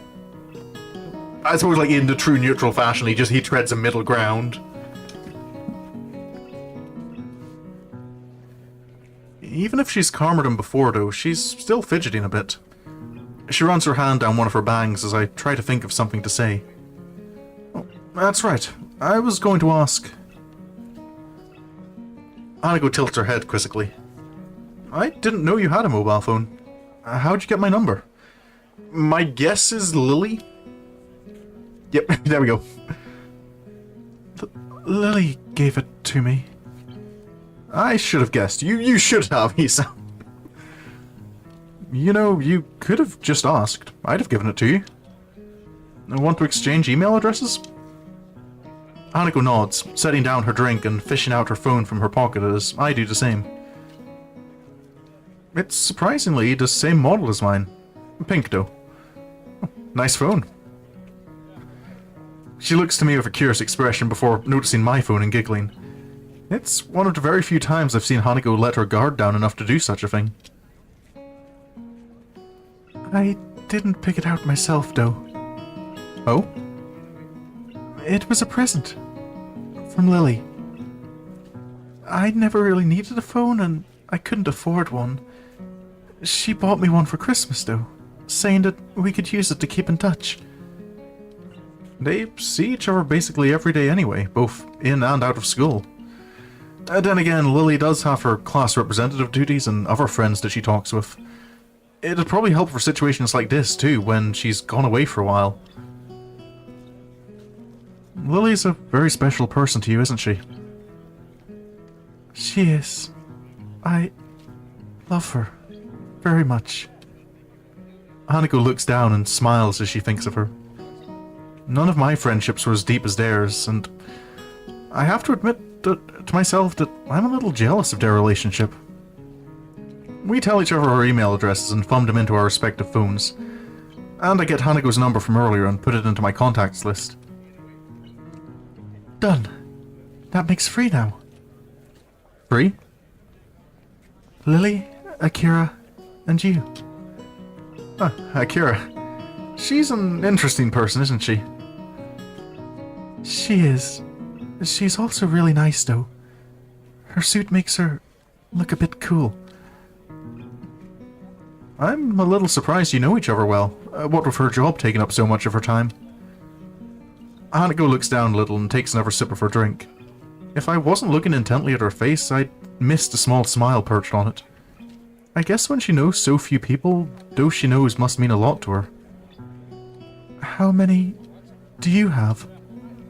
Me? About 9 or 10. I hesitate to go into them for fear of rubbing in the fact that Hanako doesn't have parents or apparently even close relatives. 2 of those are Shizune and Misha too, which is another can of worms. I imagine that Lily would have more than both of us put together, probably. Hanako gives a childish giggle and I can't help smiling. It's a good feeling that she's gotten discomfortable around me. At times like this, I feel like I'm getting close to talking to her true self. Do you mind if I ask something that I've been wondering? Hanako shakes her head as she takes a last sip of her tea, finishing it off. You don't seem very jealous of Lily having lots of friends. Don't you want to make some more friends yourself, or get to know some of hers? I'm not jealous. don't like people, so I don't mind not having many friends. That's really not the answer that I was expecting. She doesn't look fearful or sad as she says this, but rather quite serious. Hanako rubs her arm awkwardly, having taken my quietness as a reason to continue. I'm not really sure what I should say, so I end up simply giving her my attention in silence. In middle school, I got bullied. A lot. I was called names and got excluded from work groups and sports teams. There were worse things too. And that's what made you not like other people? She shakes her head. That was elementary school. I feel bad for bringing this up now. Adults have enough problems dealing with Hanako's scarring. Children would be all the worse. I had assumed that the way she tried to make her presence not felt was just to avoid people staring at her, or because she was afraid of them. Certainly not because she genuinely didn't want to interact with them in the first place as well.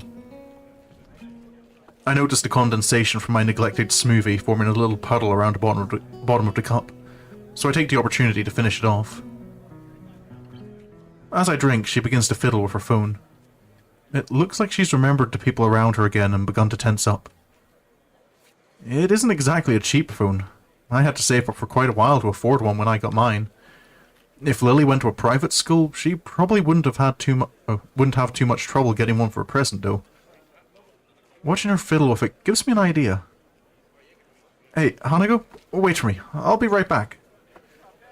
I put the now empty cup down, slip my phone into my pocket, and begin to move off, carefully stepping around the bag I'd placed beside my feet. And thankfully, sitting around while talking to Hanako has helped me feel a lot better than before. Oh, wait, what? Where are you going? Just stay here. I'll be back in a bit. Okay. That feels kind of bad. Like, oh no, she's starting to, like, struggle with the amount of people around here. I'm going to leave her alone. As much as I'd have liked to have jogged back, I know full well that I couldn't. I end up walking back to the cafe, a little blue bag in my right hand. Hanako notices me quickly, looking about as confused as she did when I left.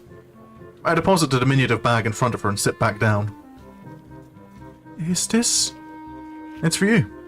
You can open it. But... Go on. She looks very unsure about it, but eventually gives in, slowly opens the bag and picks its contents out. Oh, a little key holder. A silver chain phone strap dangles from her fingers, ending in a delicate flower. It isn't exactly a masterwork of jewellery, but it's about as much as I could afford.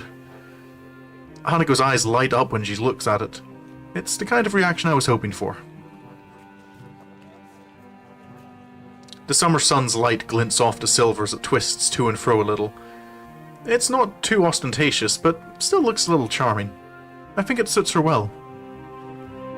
Hanako lowers the phone strap to the table and looks to me once more. But it's not Christmas, or my birthday. It's fine, don't worry about it. I just thought it might be nice to have something to decorate your phone with. I don't have anything to give to you. I told you, it's fine. Friends can give things to each other like this sometimes, right? Friends. Hanako lowers her face so much that I can't see her expression. She eventually nods before taking her phone and fiddling with the strap to attach it properly. She looks to me and smiles as she holds up her phone, now adorned with a little flower. Sorry, I'm just noticing that it's just photoshopped the two pictures together. Stupid he's out friends with her. Oh. Yep. It'd be kind of funny if Hisao did, like, accidentally do that. Like, accidentally convinced Hanako that he's only interested in being friends. After, like, acknowledging to himself, no, I do like her.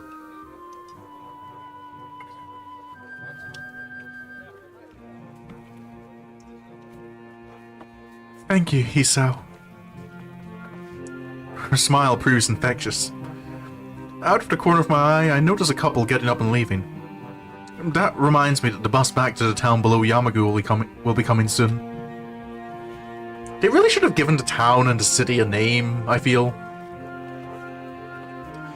I guess I'd better be going if I want to catch the next bus back to town. Are you coming as well? Yes. She hastily nods before carefully putting her phone back into her pocket and getting out of her chair.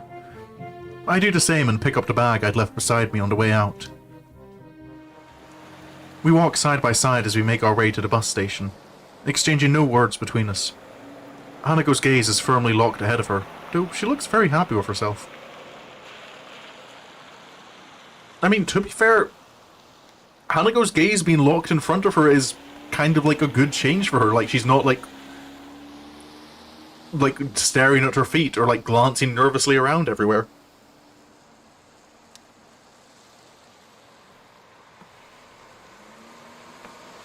I'm not sure what I should say to her, but I'm also not sure that I need to say anything.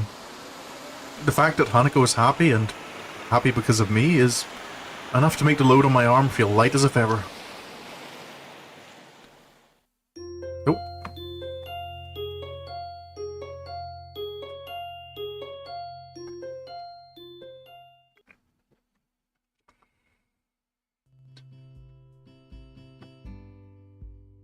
Finally reaching the classroom after the usual walk from the dormitories, I step inside. My eyes immediately turn to the third seat from the left in the back row, Hanako's seat. It's empty, and after glancing around the classroom, it looks like she isn't here yet. The two girls from the newspaper club are here in the two seats to the left of Hanako's, as are Shizune and Misha, but that's about it. We exchange morning greetings before I take my seat. I have to admit that this is a bit of a relief. This gives me at least a few more minutes to think. Not that I haven't been doing so previously. Ever since our trip to town, Hanako's been on my mind. I still don't know what to make of my relationship to Hanako. I like her, I can admit that much to myself. I want to protect and shield her from the pain she feels. I really don't think my feelings are just those of friendship anymore.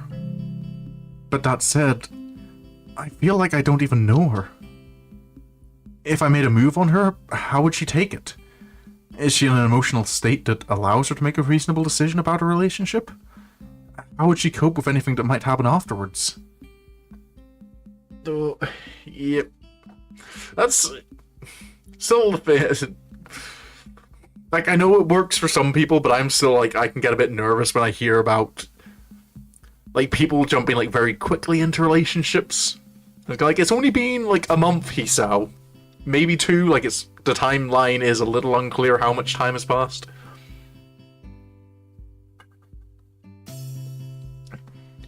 You're not going to know all that much about someone in such a short time period. There's also the possibility that I'm just completely misinterpreting Hanako.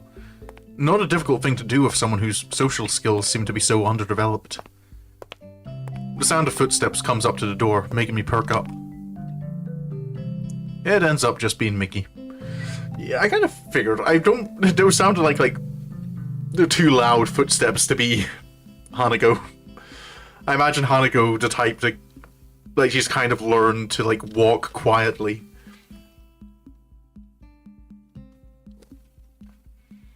She barely acknowledges my existence when I accidentally make eye contact with her.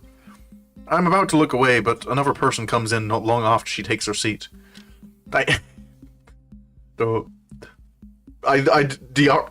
Accidental eye contact, though, is one of those things I absolutely hate when it happens.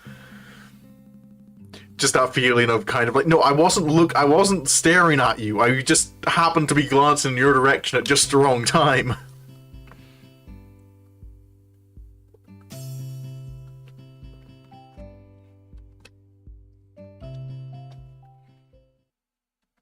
I feel myself freeze as I see Hanako enter. This isn't a rational reaction, but I have no idea how I should act or what I should say to her. For a moment, our eyes meet. And then, just as quickly, she looks away and moves to her seat without saying a single word. As is now the usual for the period following classes, my face is buried deep in a book that I find thoroughly uninteresting. Studying is not something that comes naturally to me. I didn't study a lot before coming to Yamaku, and until now I've largely managed to coast through on talent alone. It's frustrating that I can't do that anymore. Judging by the faces of the other few students in the library, I don't think I'm alone in my distaste for this. Misery loves company, I suppose. I decided to spend lunchtime with Hanako, since we haven't had lunch together for a while now. I may as well have spent the time studying, though. Aside from pathetically small snippets of small talk, there was barely a word said between us. Why does she keep doing this to me? I just want to protect her, to be there for her, but every time I feel like we're coming close to her, we end up further away. Are you busy? Hanako? My head whips around in surprise, causing her to retreat in fright. That was bad timing. Hanako's is the shortest route, and yeah, I think that had been mentioned before. But it's just that how vague time is in Katawa Shoujo in general. Like, it's hard to keep track of how many days have passed, because sometimes they'll skip like one or the time skip will be a couple of days, but it won't tell you exactly how many days it's been.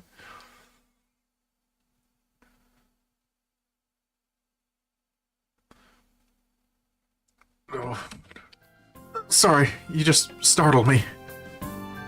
I find myself staring at her longer than I should. So I go back to the text lying on the table in front of me. I feel more like I'm just staring at the words rather than actually reading. I get the feeling Hanako can notice this as well, so I sigh and close the book. What's up? I was just wondering what you were reading. She looks a little downcast after my reaction to seeing her.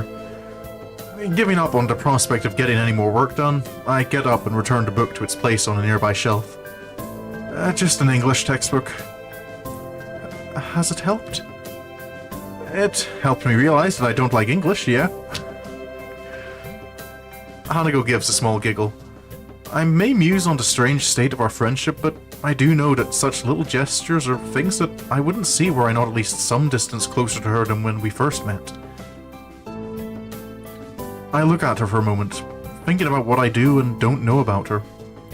It's a slightly depressing topic. Is something wrong? Oh. If I want to know more about her, maybe I should stop being so evasive about it. Talking with Lily as an equal rather than being constantly in fear of causing her to become upset worked fine, so I should just try a straightforward approach with Hanako as well. Okay, I was wondering if this was going to be like an option, like a choice to make about being direct or not. Hey, Hanako, do you mind if I ask you a question? I don't mind. Is the library, though, the best place for this? Like, I think like Hisao is right, maybe, to like be a bit more direct. Like, I feel this is like the kind of thing, like stepping on eggshells the whole time. Like, never actually addressing what's going on in his mind. Like, I don't think that's helpful. But at the same time, there's... Just because a conversation is important doesn't mean you have it, like, wherever. There are... I feel this... I suppose it depends exactly what he's asking, but something tells me that this is a kind of conversation that maybe should be having in a more private location. Stop splitting hairs. Just, I'm going to complain. I want to know what your life was like. Your life before coming to Yamaku. She hesitates. I briefly consider backing off, but she seems to be taking the question quite seriously. I sit and watch her, silently letting her take her time. She's not making eye contact with me and looks almost as if she's arguing with herself into letting herself open up to me more. Her answer finally comes in a stiff, almost reluctant nod. She looks far more tense than she did before I'd asked. Okay, but in return, you have to tell me about your life as well.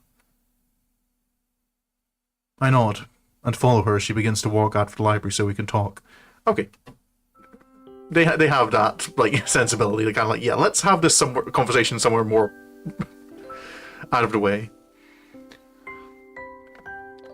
By now, most of the students have already left the main building, so apart from a few people hovering around club rooms, the hallways are largely empty. I guess we'll start with coming to Yamaku. Let's see.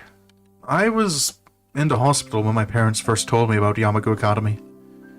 The doctors told me I shouldn't go to my old school anymore. My parents agreed and persuaded me to apply for Yamaku, even though it would mean living away from them for the first time. It must have been hard for you. Well, yeah, I have to admit that it was. My parents both work long hours and full time, so having to live reasonably independently wasn't anything new to me. It was the fact that I was going to a school for disabled students that hit hardest, I think. And you? A small group of chatting girls passes us as we near the stairs, with Hanako pressing herself tightly to my side until we reach the ground floor. She doesn't usually come this close while just walking into school, so I'm left a little put off.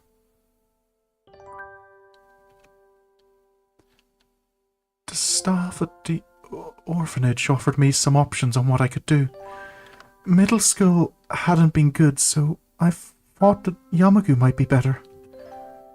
It was isolated, and I thought it might be easier to get by here with most of the others being disabled.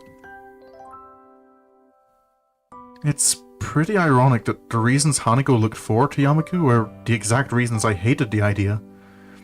To me, it felt like I was being shunted somewhere away from society and everyone I knew. To Hanako, that was probably an inviting prospect. What was life like at the orphanage? It was okay.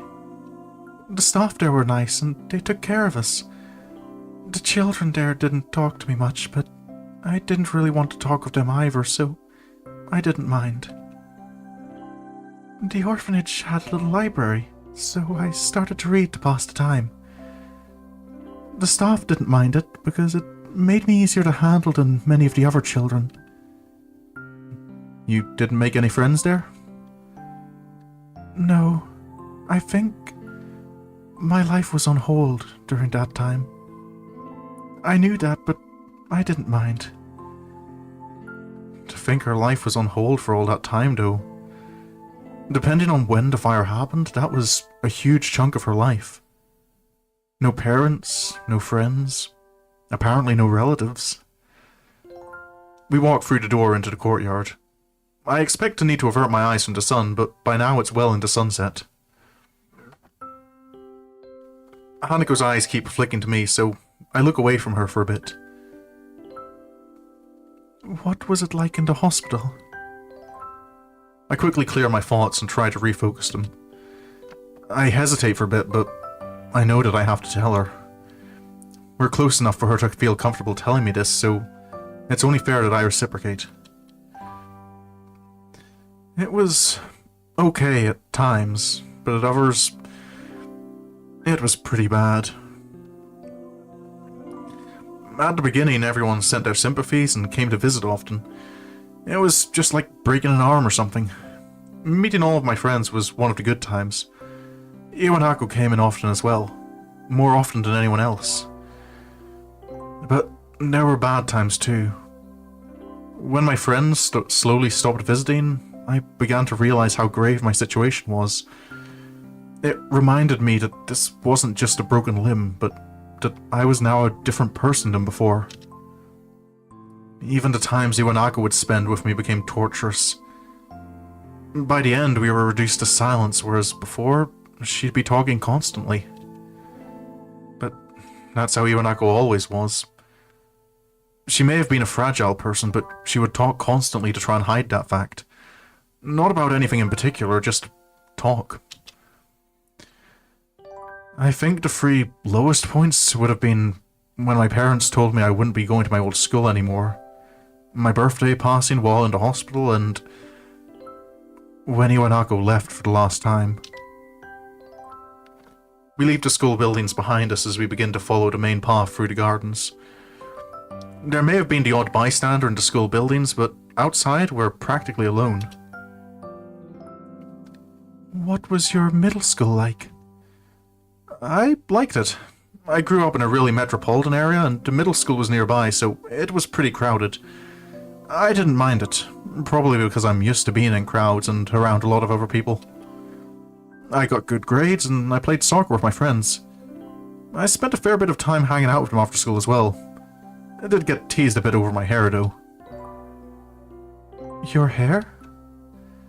I grimace a little as I put my hand over my hair to cover it. I'd keep getting tufts and strands that refused to flatten or stay where I wanted them, and my mother wouldn't let me just get my hair shaved. It had a habit of popping out no matter how much I tried to brush it down. It still does a little. I was worried I'd get that reply. Sorry, I didn't mean to. I give a mild laugh and wave it off. It's fine, I know it still does. It feels strange to have someone act so interested in my past. If it were anyone else, I'd think they were just acting polite, but that's something I really don't think Hanako would do. Or if she did, she'd do it so badly that it would be obvious. There are a number of girls in the common room on the ground floor, and Hanako presses herself to my side once more as we pass them. I expect her to break off, but instead she continues to cling on to me as we walk towards the stairway. Something about the way she's holding on to me feels different from the usual. Oh, the music just cuts off. I'm left deep in thought as we walk up the stairs and down the hallway. It's only when we stop that I look up and realize that I've been following her without question. Why did we come to your dormitory room?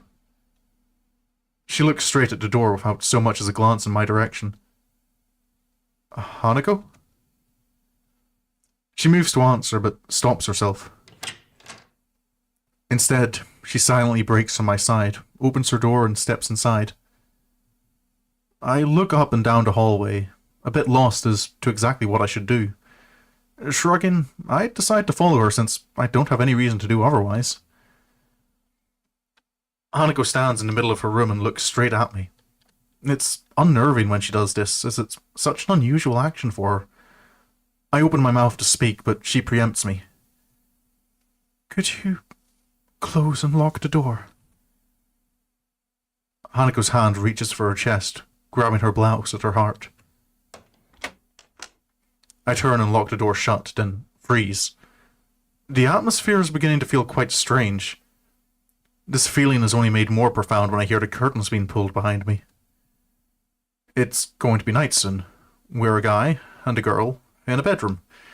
She's closing the curtains and I'm shutting and locking the door. She can't really have that in mind, can she? Here we... Okay, I'm wondering... Part of me was wondering if this was just, like, Hanako trying, like, returning the gesture that Hisao gave, like, surprise bad end. Out comes the knife.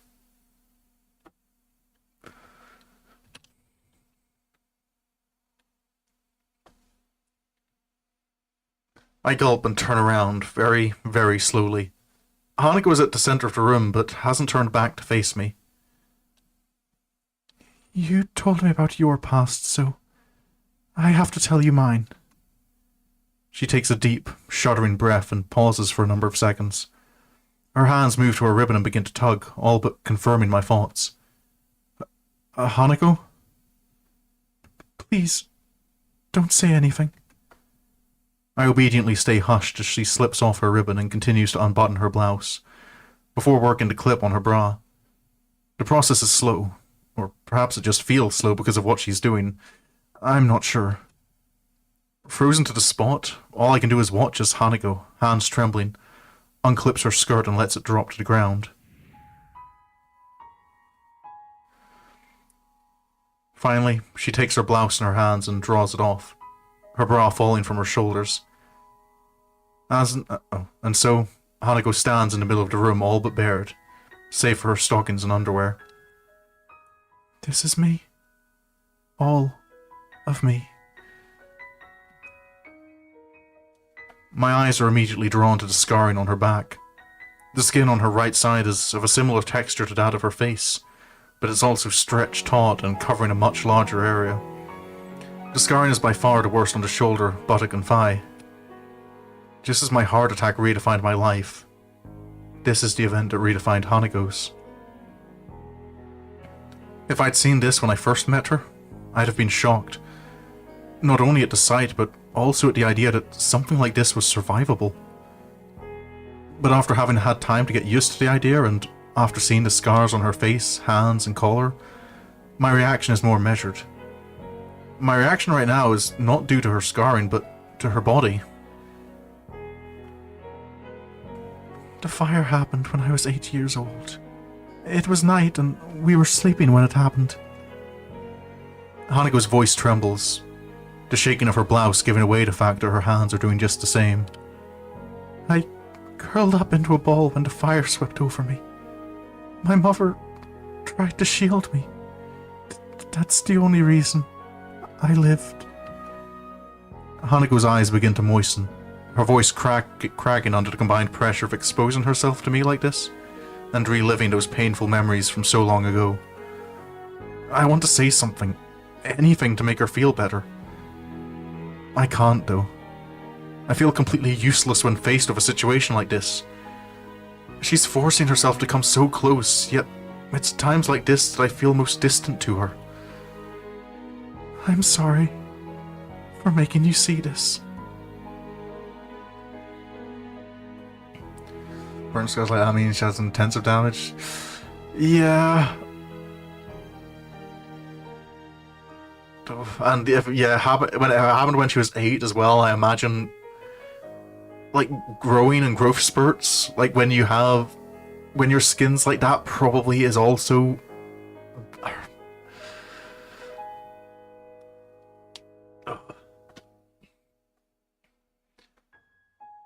There's no point in denying the obvious. I think what I should say now, and what Hanako wants me to say now, is the truth. What I genuinely, honestly believe. It doesn't matter. You're a wonderful person, Hanako. Your body doesn't change that. She looks at me for a long time, her breathing uneven as she tries to remain steady amidst the emotions we're both feeling. It feels less like she's looking at me than she's looking through me. I slowly walk towards her and gently place my hands on her shoulders as she lets go of her blouse. She gasps a little, not in fright but in simple startlement. Being so close to her causes my mind to become a jumble of feelings. The scarring on her shoulder, plain to see and leather-like to the touch, conflicts strangely with her otherwise soft skin and silky dark hair. Hanako is a girl, with all that entails. She's taller than usual for a woman, but still has curves in all the right places. The nape of her neck, just visible thanks to her hair slung over her shoulder, is alluring. I know that I'm not pretty, like Lily. I just wanted you to see me. The real me. I've already seen the real you, though. You didn't need to take your clothes off for that. Her lips are open, just a little.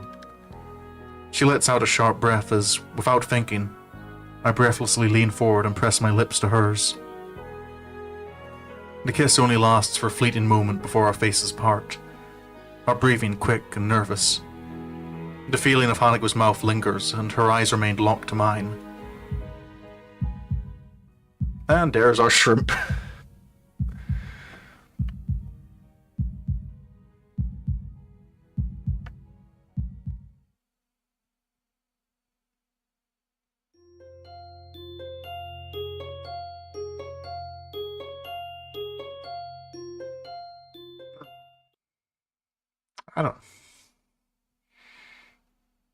I don't know, something...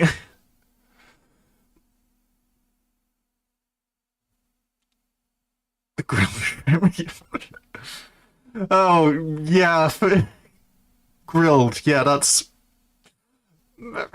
I wonder, like, are the censorship pictures, like, chosen, like, specifically before, like, are they predetermined, or are they just, like, do they have just a collection of pictures that are randomly selected from?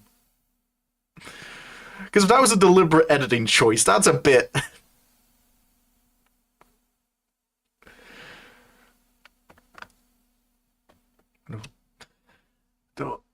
It's relevant and the food is always... Yeah. So, I just... There's just a part of me, though, that's kind of... Pretty sure it's randomly selected. Okay. That's a bit better, I suppose. Oh. Really, just unfortunate. So yeah, I'm just a little like that didn't. That is not where I would have put a sex scene in something.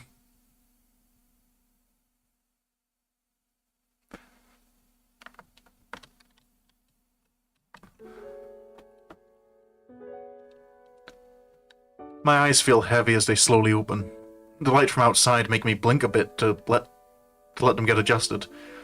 My body feels like lead, and my head feels just as heavy.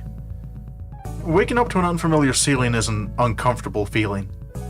It reminds me of the first time I awoke to the dimpled white tile ceiling of the hospital. It's only after spending a few seconds staring up at it that I realize where I am. This is Hanako's dormitory room. I feel as though my heart stopped again as the events of last night rush through my head. Blood rushes to my cheeks and I shut my eyes once more.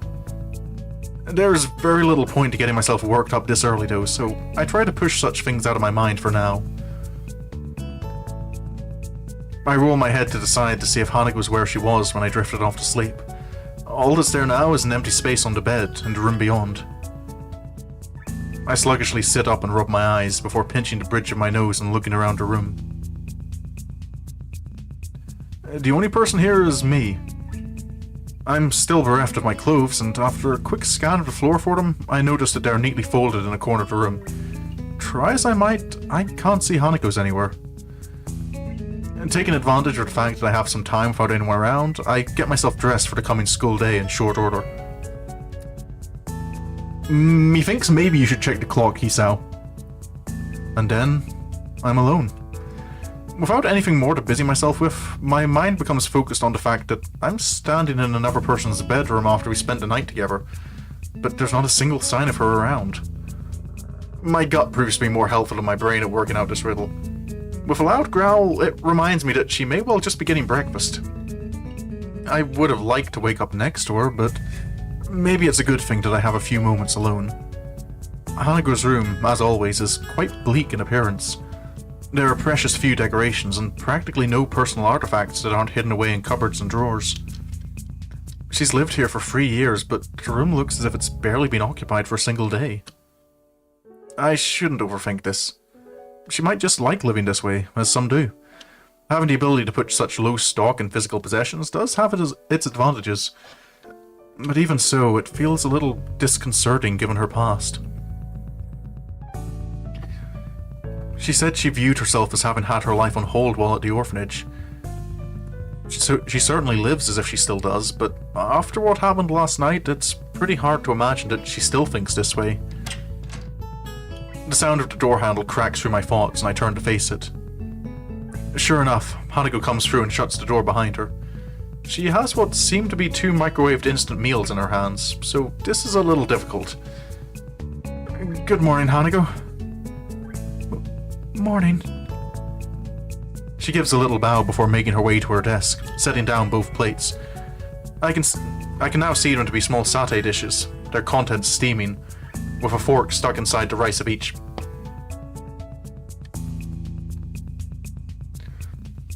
I give thanks to her for bringing them in, and we each take one and get down to eating. She sits on her desk chair while I sit on the side of the bed. I don't like talking while eating, so the silence between us isn't annoying in and of itself. It's the fact that it only exists because we don't quite know what to say to each other that's off-putting.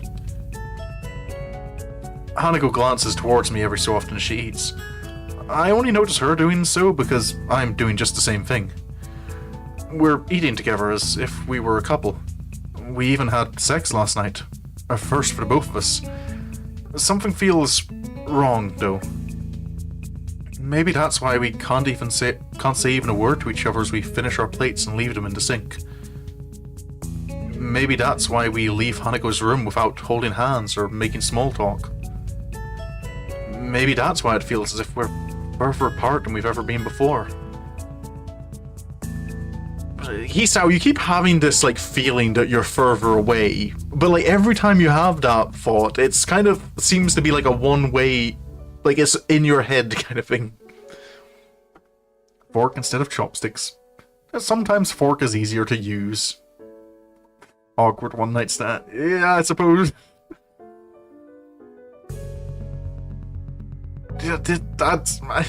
Yeah, I do feel definitely in this one they kind of rushed into it a bit. Like, I feel like should have maybe been like more time just like, you know, on the idea of a romantic relationship before jumping right into bed together. We entered the classroom together, neither of us so much as glancing at each other.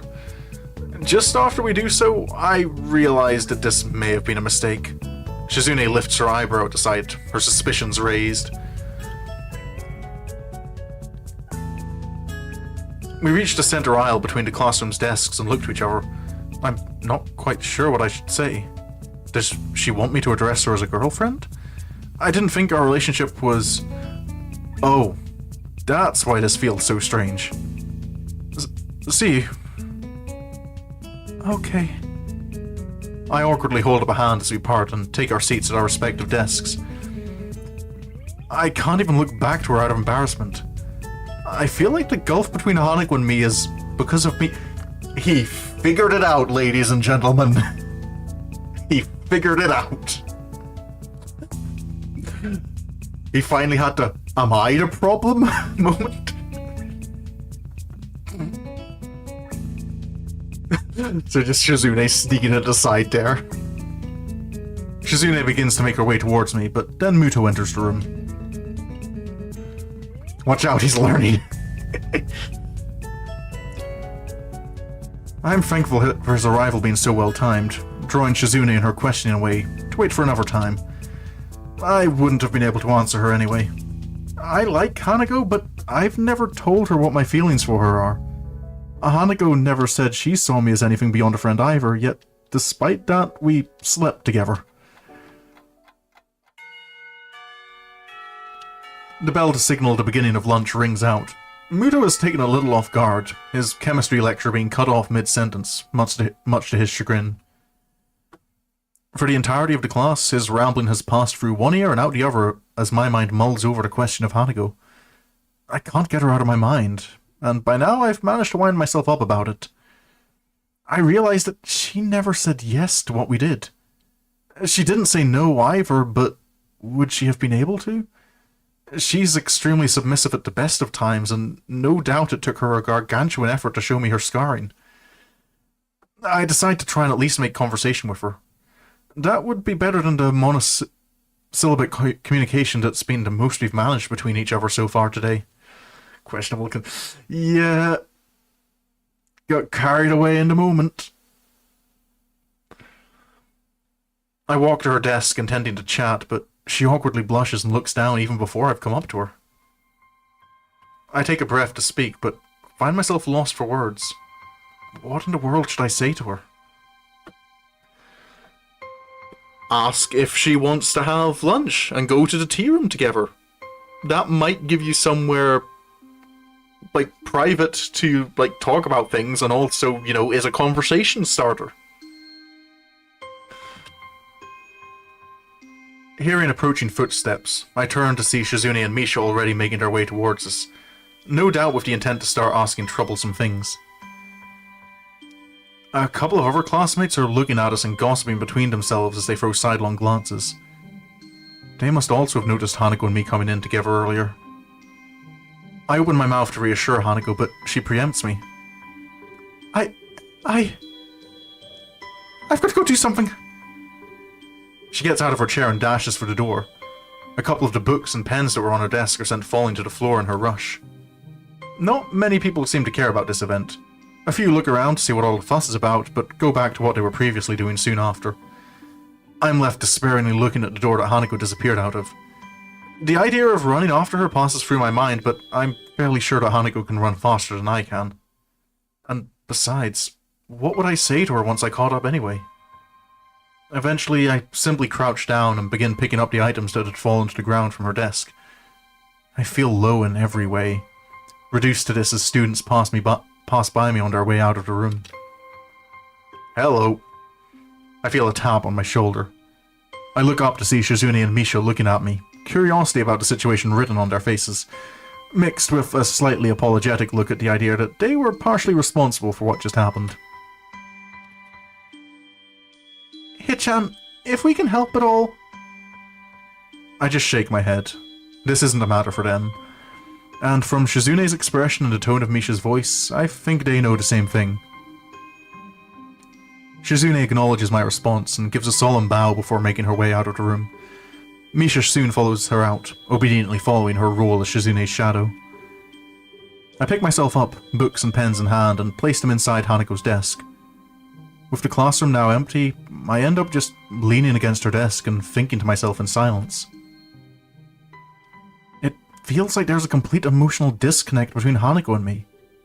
We haven't known each other for all that long, and despite wanting to start going out with her, I really don't know that much about how Hanako views things. I've been studying as hard as I can for exams, but I still don't feel like I have any real sense of direction behind it. I tried to be a friend to Hanako, even if I couldn't tell her my feelings, and all we've done is drive each other apart. I couldn't even write a letter back to the one girl who ever loved me, Hanako. What should I do? What can I do? I simply don't know the answer to either of those questions. I do know that nobody else can help me with them. Just going back to the way things were would be enough to make me happy, but I know that it can never happen. Something changed between us last night. Maybe it changed beforehand and it just came to a head then. I know that there's a wall that Hanako has between me and her. I've been hitting that wall every time I've tried to interact with her on any level. But now I'm beginning to think that I have my own wall between us just as much as she does. She had to practically drag my past out of me, and mine was much less traumatic than hers. I want to say it's because I haven't had long to adjust since my heart attack, but I know full well that it would just be an excuse. The one time I can recall when it really felt like she was opening up to me of her own accord, when we were playing billiards in the city. I was the one who stopped her from going further. I want to know Hanako better. I want to save our friendship, if not begin a real relationship with her. My mind begins to tick as I sit against her desk, thinking to myself in the empty classroom that we've spent so much time in together. I have to talk to Hanako. I pace around in the park, feelings of anxiety rolling over me. Every so often I reach into my pocket to take out my phone, but each and every time I hesitate and end up slipping it back in. If this were any normal situation, I wouldn't be cutting classes. Unfortunately, it isn't, and so I find myself in the town below the school at 2 in the afternoon. Ever since I met Hanako, I've been the one to initiate everything between us. No. Hisao, that's wrong. Rather recently, she was the one who, came out to the city of her own accord and, went out of her way to get your number and call you.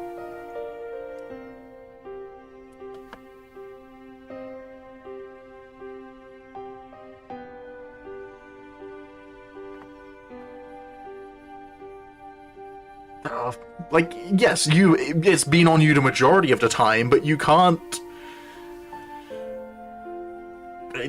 make this into, a I'm the only one doing everything kind of situation. The one that started conversations, went to her wherever she was, and suggested what we should do. Today, this once, I don't want to be the only one doing that. My hand dives into my pocket once more. This time I quickly navigate to the texting menu before I have a chance to change my mind again. Hanako, if you want to talk, I'll be at the park in town for a while. Fighting a last measure of doubt, I thumb in my message to Hanako and press the button to send it. No, okay, to be fair, that's not a bad way of doing something. That's, I feel, a nice balance between taking initiative and, like not putting all of the responsibility on Hanako to, like, do what you want her to do. Like, if you want her to meet, like, you're taking initiative, but you're kind of putting the ball in her court. That kind of, if you want to meet up, I'm free, here's where I am. But not putting any pressure on, and, like, not even asking that as a, can we meet up? Just a, if you want to, I'm here. I feel that's, yeah, that seems like the best way to go about things, I think.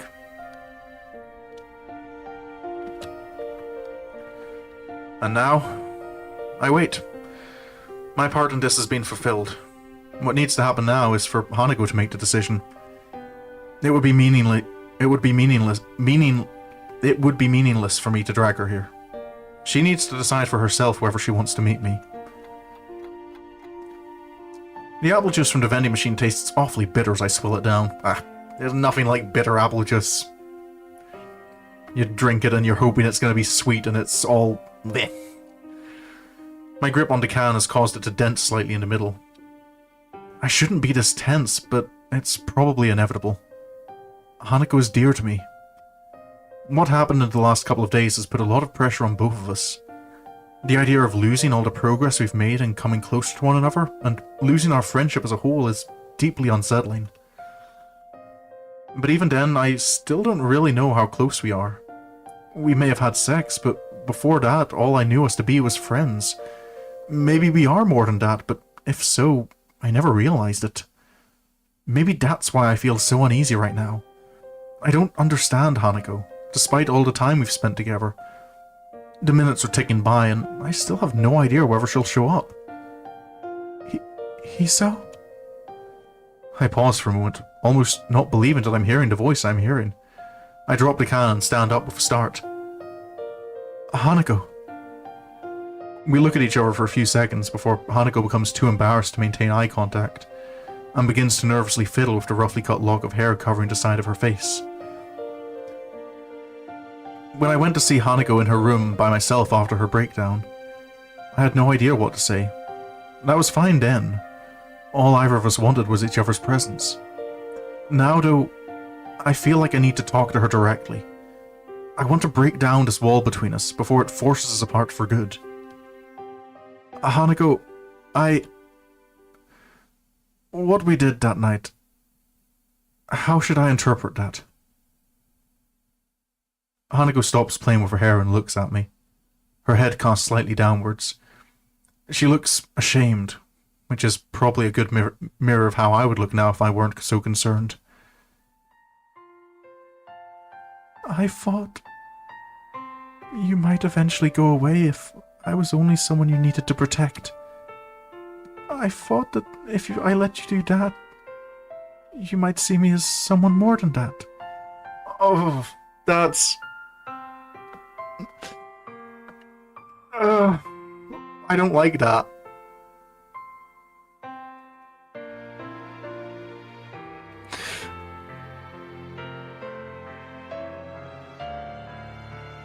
That's like that kind of like, he'll care more about me if I sleep with him.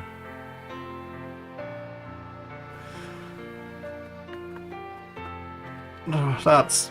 I don't like that. She wanted him to see her, so... Yeah. Yeah, I think I get that, but it was... it's...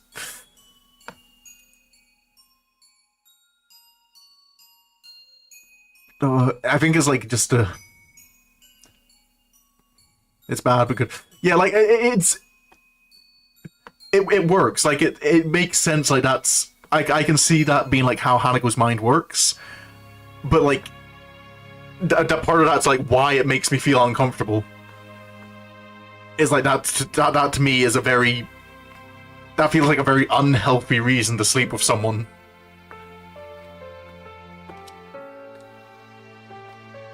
My first reaction is disbelief, but I did do it with her after all. I had plenty of opportunities where I could have stopped things, stepped back and questioned what we were doing. In the end, though, I didn't. No, I suppose this is something though I'm maybe missing because of the censorship is I don't know like how I only really have like Hisao's comment about Hanako like being submissive at the best of times to kind of wonder like how much.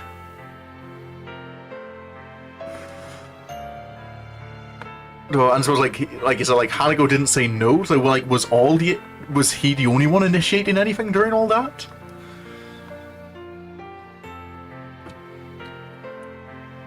A horrible feeling rises in the pit of my stomach. She offered herself to me because of what she thought I wanted, and now it feels like I took advantage of her. She may have been willing, but only under false premises. Yeah, that's I think why I felt kind of.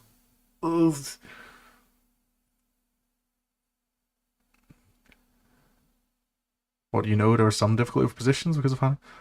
Yeah, well, to be fair, I'm not too worried about positions. It's more kind of like who was. Like here, Hisao is saying that Hanako offered herself. So is that kind of she was the one who like brought this up as like something for them to do? But then he also said that when he made the comment earlier that she didn't say no. Like implied that like he was the one. It's sort of both. Okay. It's just trying to because the scene was censored and I didn't see any of it. So I don't know how much. Mostly he's out. Okay. Yeah, that's what I was starting to think.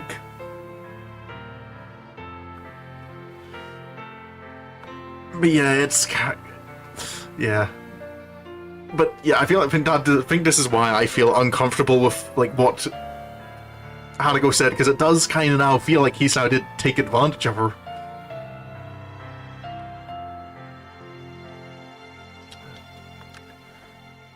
I've never been good at hiding my emotions from physically showing, and now is no different. Hanako looks down once more, a strange mixture of depression, regret, and sickness written to her face. Thick silence hangs in the air, save for the breeze blowing through the trees around us. I knew you couldn't look at me that way. Hanako's words are said in little more than a whisper, seemingly directed just as much at herself as to me. In what way? What do you mean? All I ever was to you was a useless person. Just someone to protect. Someone like a child. I wanted to be more to you than that, but after so long, I got used to it. The tone of her voice is unlike any I've heard her use before. She sounds disgusted. Not at me, but at herself. After I came out of my room, I saw that you had started drifting away. I felt like I was going to lose you because you wanted somebody you could have that kind of relationship with. You were more quiet in school than before. And you were getting on so well with Hugo, I thought that I might lose you. I think that's the other point Alex doesn't want to be seen.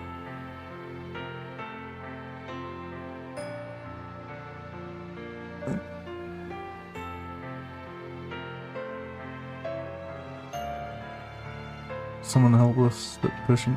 So I'm trying to figure out the grammar there.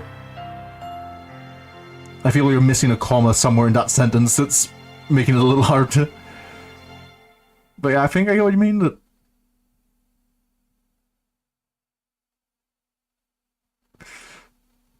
I think I get what you mean.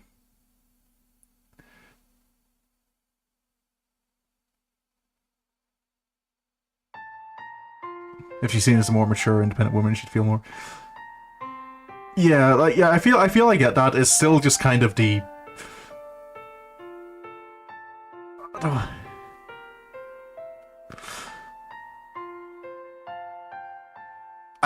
I just don't feel jumping to sex is the way to do that.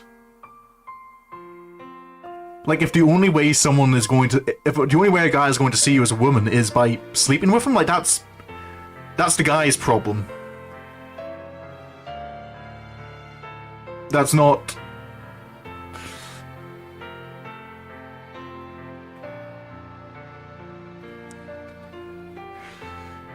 Oh, like I think I do get like what Hanako is thinking a bit. I just don't agree with it.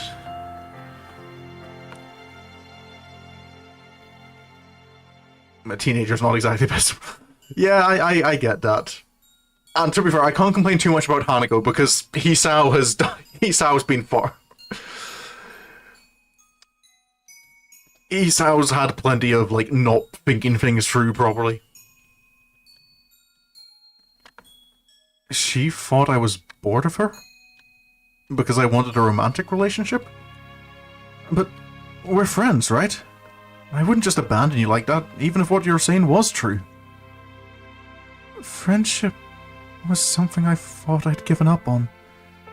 I stopped believing in others after what happened after the accident.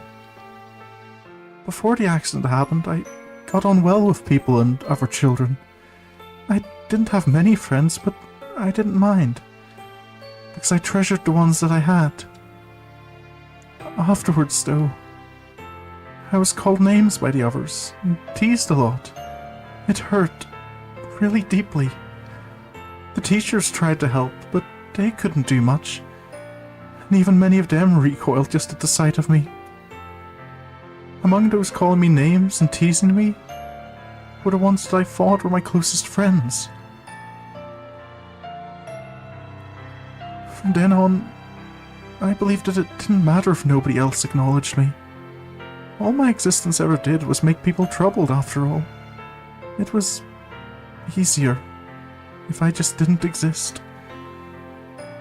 But after meeting Lily, and then you, I tried, but I couldn't make myself think that way again. All that time, she didn't trust me. She thought, just like everyone else in her life had, that she was worthless. Someone to throw away once I got bored of being with her. That hurts. That's the one kind of person I never ever wanted to be seen as, because I know better than most just how horrible it feels to be thrown away by those I thought liked me. She's cracking from the memories she's bringing up. I feel useless, completely unable to console her. In a strange way, though, I'm almost thankful that she's allowing me to notice. The wall between us is going away, even if it hurts so badly to bring it down. I feel this is a good time for a hug.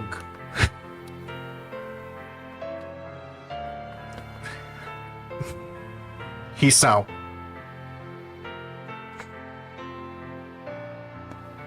You should know. You should know full well that it's not this easy. Hanako, if you just told me,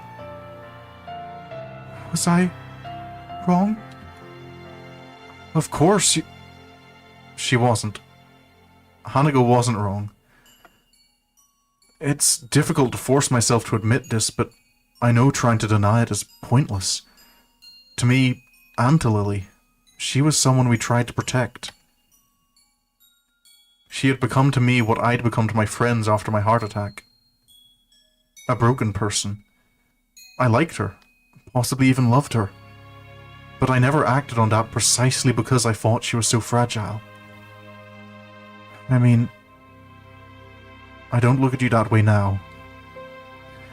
I got worried about you after what happened to you in class, and I thought I should try to protect you. When you locked yourself in your room, though, I got afraid. I thought you were rejecting me, and it forced me to think a lot about different things. I wasn't rejecting you. She blurted out with an almost scared tone to her voice, taking me off guard. She quickly becomes embarrassed by her outburst before clenching her fists and working through what she wants to say in her mind. I wouldn't ever do that. Not to you. Even though I was scared, even though I tried to push you away, you still tried to get closer to me. I locked myself away because I was just a burden to you, to Lily, to everyone. Every birthday was the same. Everyone doing their best to pretend that I mattered. Everyone pretending everything was alright. For that one day of the year. Oh, that's why. Oh, that makes it even more depressing. I didn't want to exist, but they wouldn't let me. Even after meeting Lily, everything was the same. I was as useless as I'd always been, unable to do anything for her or for myself. I didn't want to be the same way to you. Lily and I were completely wrong. From what she said, everything we did for her, it would have only made her feel worse. Even what little I thought I had right about her was a complete misjudgment.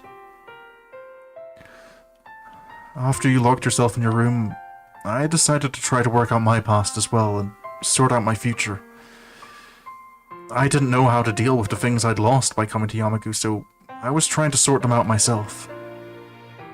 I thought it would help us become better friends if I did that. Oh. Okay, he's just not looking at her. I wondered why she just disappeared. Silence hangs in the air again. I try to keep looking at her, but I can't. I feel really low. And though I want to apologize, I don't know how I possibly could. I hear her take a deep breath and only look back to her after hearing her drop to the ground. The sound of her crying breaks my heart. I know I'm responsible for this, and I know that I can't do anything to help her. If Hanako feels ashamed, then I feel all the more so. I rush to her as tears continue to roll down her cheeks unabated, wrapping my arms around her. I don't care about how I must look anymore. I just want to be close to her right now. Here, just kick at the everything.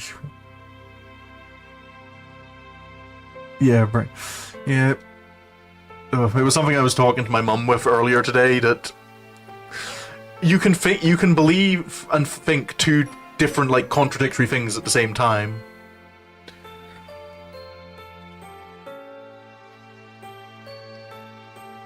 Like, at the moment, like, our church is going to be merging with another church later this year. And, like, my mum is really conflicted over it because, on the one hand, like, she's really attached to where we are now and the people there and the various, like, groups that we run. But she also knows that, like, there's a lot of good things that will come from, like, merging together with this other church. Like, you can have these two kind of... You can think something's a good idea and a bad idea at the same time. You can want something and fear it at the same time. Was it ambivalence, I think it's called? Experiencing two contradictory emotions about the same thing at the same time.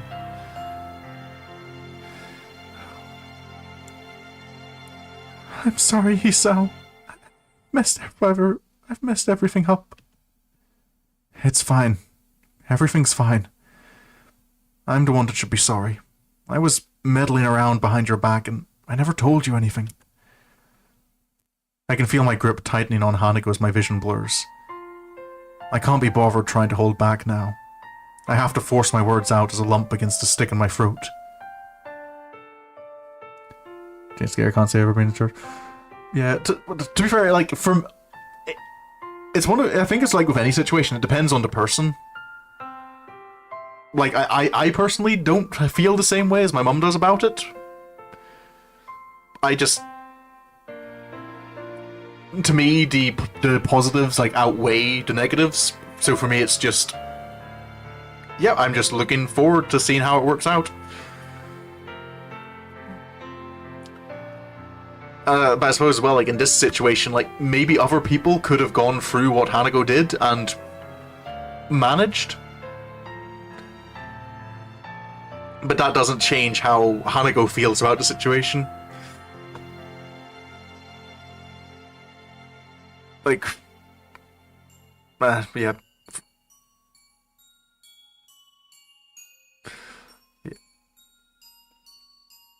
I think, like, Anglican? No, it's... the Presbyterian? It's more... There's 2 different Presbyterian churches in my village. But, our minister retired last year. And the Presbyterian church kind of asked, like, why do we have 2 different churches in the same village? So we kind of thought, like... There's, so the idea is just, yeah, just bring the 2 congregations together.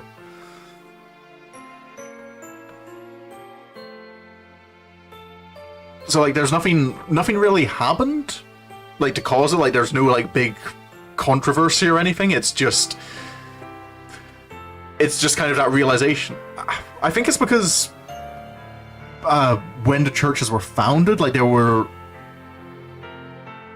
enough people to fill up both of them. But now it's kind of... We have 2 half-full... It's like having 2... It's like having, like, being served, like, 2 half-full glasses of water with a meal. Like, it's kind of... Why not just have, like, 1 full glass? Oh, yeah. To tell you the truth, Hanako, I was scared. For the first time since my heart attack, I was really scared. Hisa? I lost so much when I came to Yamagu. I was depending on you, more than I ever thought I did. Even now, I still have that hole inside me. After losing my entire life and everyone I'd known, the thought of losing you as well. But I'm just useless. You're my friend, Hanako. You're more than that. I love you, Hanako. I love you so much that the thought of losing you frightened me so much. This is bad. I'm really letting all of this out. I can't bring myself to look at her face right now.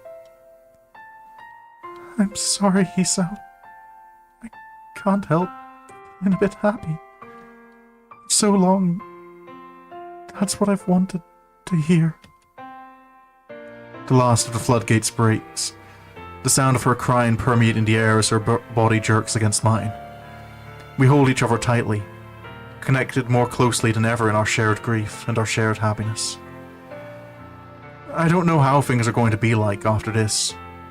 Right now, though, I don't care. There's no other person in the world that either of us could possibly share these memories and emotions with. Nobody. Say no to COVID test will listen to him. Oh boy. I'm sorry to hear, my dear.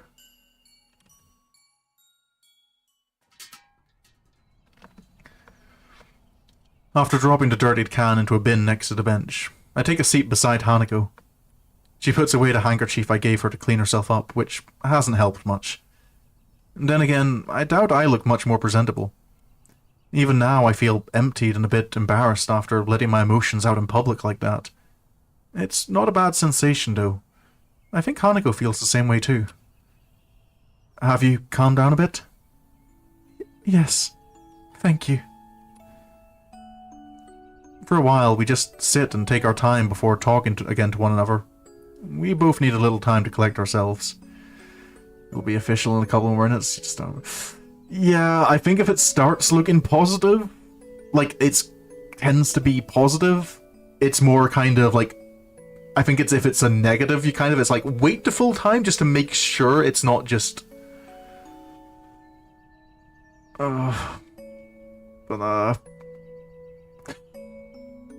I hope it doesn't hit you too badly. If you weren't at work, you'd be crying. I saw a little, like, a music video short, on YouTube. I can't remember who it's from. I've seen quite a few of his videos. He does, like, little comedy, like, parody covers of songs. And one of them was about, just, like, tearing up. Just... like microdose crying.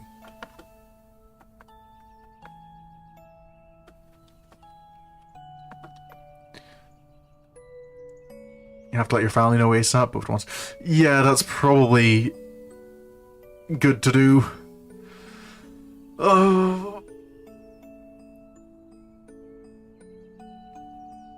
I do hope you're not feeling sick for too long, though.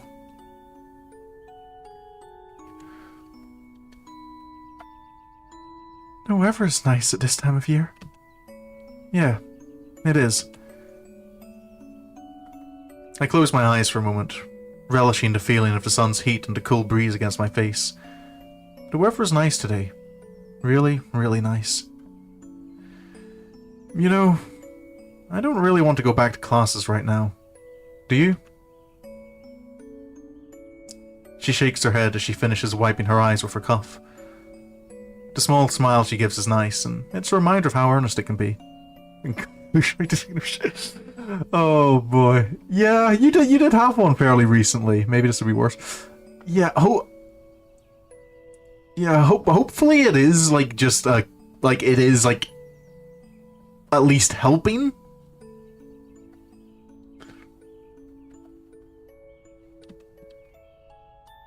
Smiling for other people might be a completely normal, everyday thing. For Hanako, though, she smiles so rarely and so sincerely that each and every time she does it, I feel a sense of relief and happiness. I'm sorry for everything. It's okay. I think we both have a bit to be sorry for. No. I know that I'm too shy. I know you don't want me to be. I don't think I can.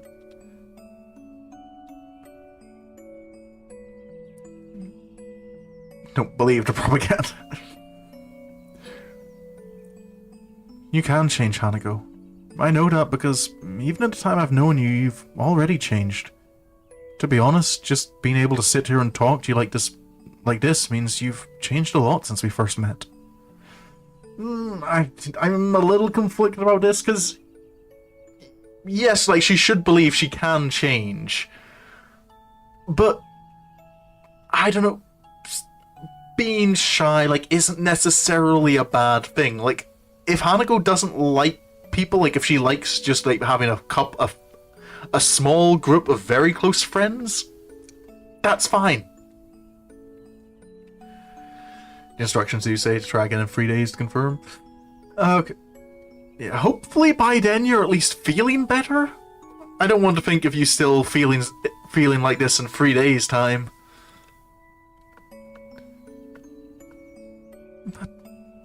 But I can't be like that for anyone else. I don't have any plans for after school ends either. Hanako's confidence begins to slide down again, but I think that now I can finally talk to her as an equal. I can do it because I know that we're just the same in so many ways. Just give yourself time, and I think you'll be able to achieve what you want. No, I'm sure that you'll be able to do it. I can see you've been trying, and I have faith in you. And you can depend on me if you feel like you need someone to support you, you know? But I can't ask that of you. You can, because that's exactly what I'm asking of you. I'm going through the same thing, you know. It's called love. Hanako smiles, before I get off the bench and dust myself off. she does the same in short measure. I'm kinda hungry. Want to grab something to eat? She nods vigorously. The way she's smiling, the way she's acting, even just the general air she gives off. I feel as if this is the first time I've seen her genuinely happy. We both make our way onto the street, walking beside each other. Hisao? Yeah? I think I don't really understand you. I don't think I understand you either. I believe that's fine, though. There's not a single hint of despair in our voices. Not understanding each other is only natural. The walls we set up between ourselves couldn't possibly be broken down in a single day. But that's fine. As long as we take it day by day and try to understand one another, I think everything will be okay. Misread this, it's positive on the first one, just wait until you... Okay.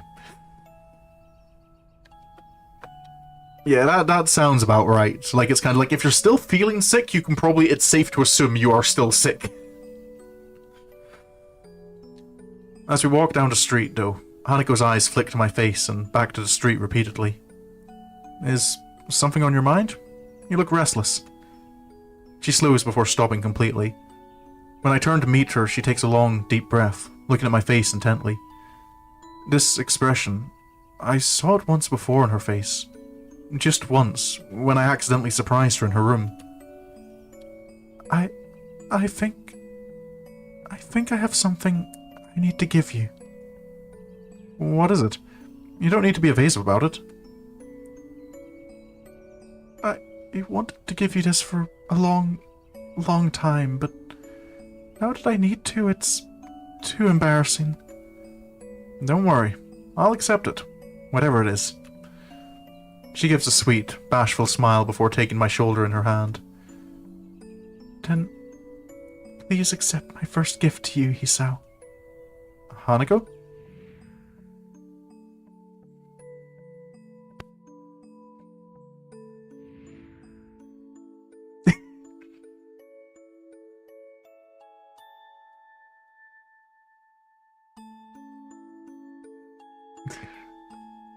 So I thought that would, like, when it was zooming out for a bit at first, I thought that might have been Mickey. Okay, nice. Can you face your fears?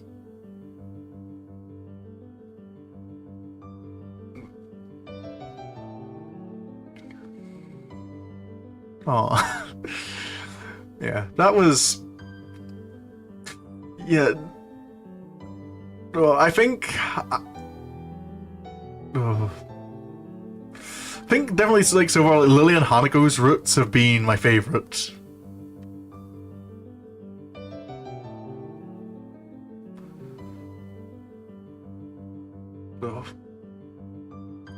Yeah, like, I kind of see, like, Hanako, like, is, like, doing much, like, better at the end of Lily's route than she is in her own route, but I feel...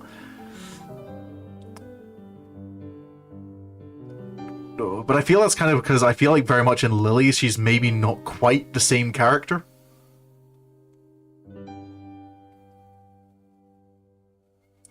Though I'm curious, though. I want to kind of see more in Hanako's route. Because without Hisao, like, pursuing Lily, Lily is going to move to Scotland. I feel like that would kind of be...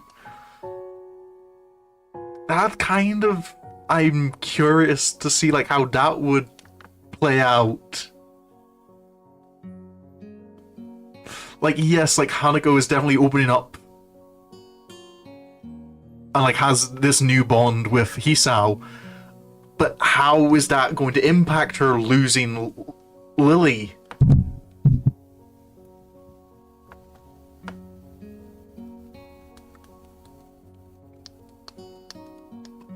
Oh, it's one of those questions I'm not going to get an answer to.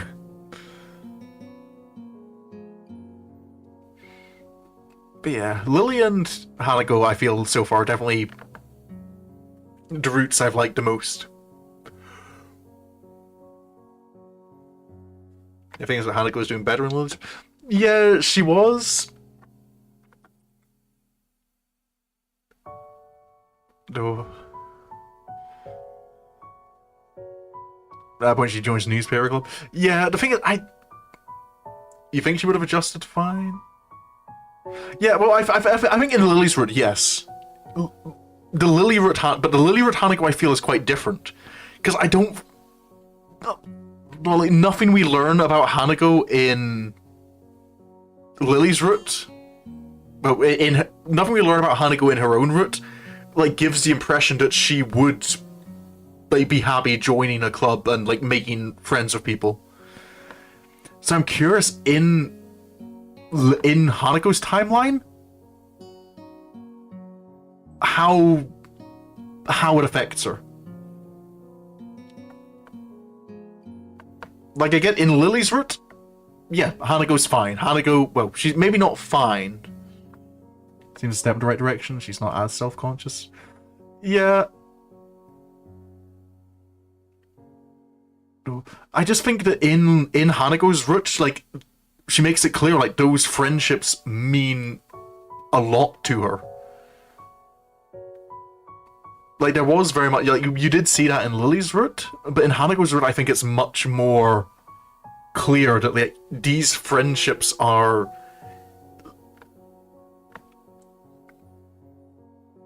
Like, that's, like, again, like, the only 3 people she has on her phone are Hisao, Akira, and Lily. And both Akira and Lily, actually, will be moving to Scotland.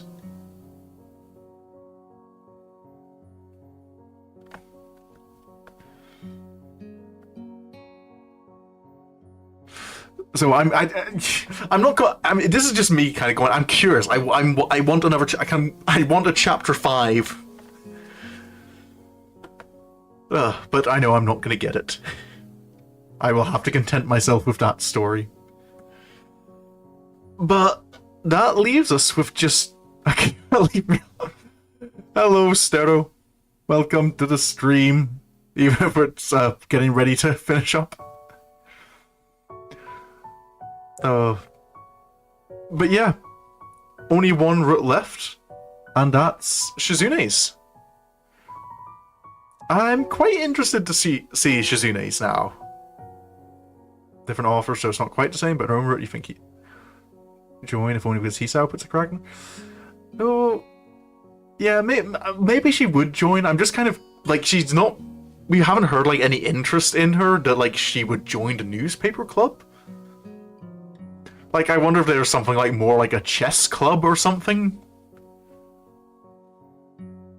Like, I feel like she definitely like would be able to find something to do. Like, she would look into joining a club or something.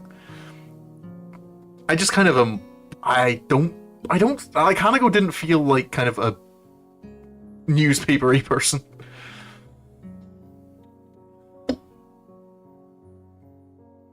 But yeah. Shizune's route next, and then I'll finally be finished. It's been a while since I've done like such a long stream series. Let me actually check. What's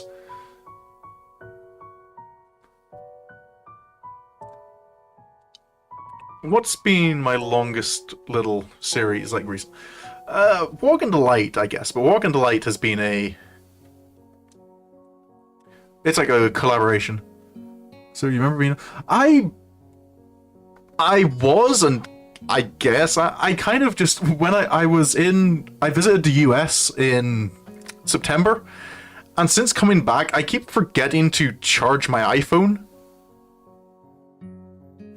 Which, my iPhone is the camera I use for VTubing, and I keep thinking, I'll get it charged, and my ADHD brain just keeps forgetting to do that.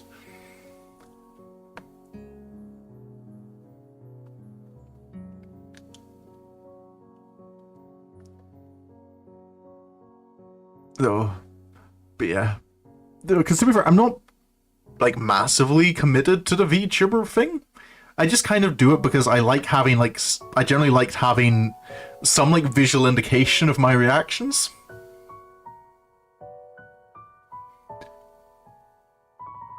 but I don't like having an actual face cam. Because, yeah, if I had a face cam, you guys would see my room, and I'm not always proud of the state my room is in. But maybe that's a reason I should do it, because that'll motivate me to make sure my room stays tidy. But yeah, what was my... So, Walk in the Light is kind of collab series, so I don't want to count that. What was my, like, the most recent, like, series I've done just by myself? That's...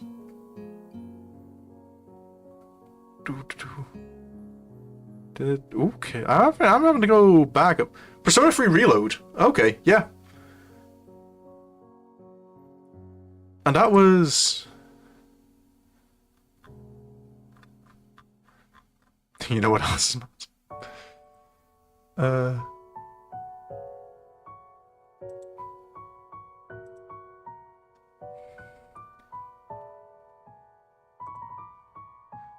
On June 11th?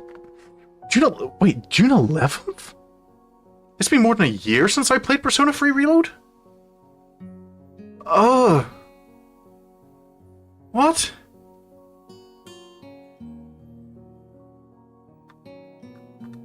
More than a year? Like nearly a year and a half? And that's not since I started, that's since I finished this year? Yee? That's one of those things that just... time is scary.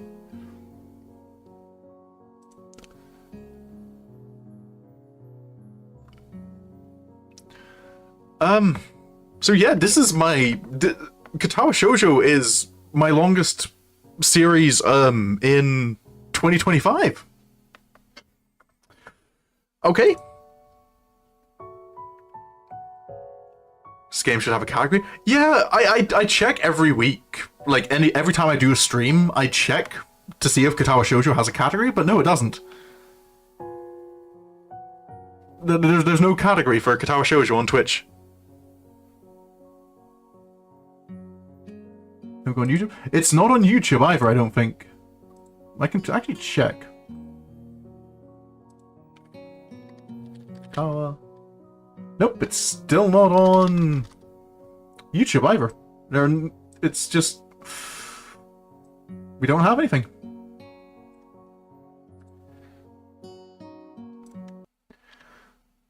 Oh.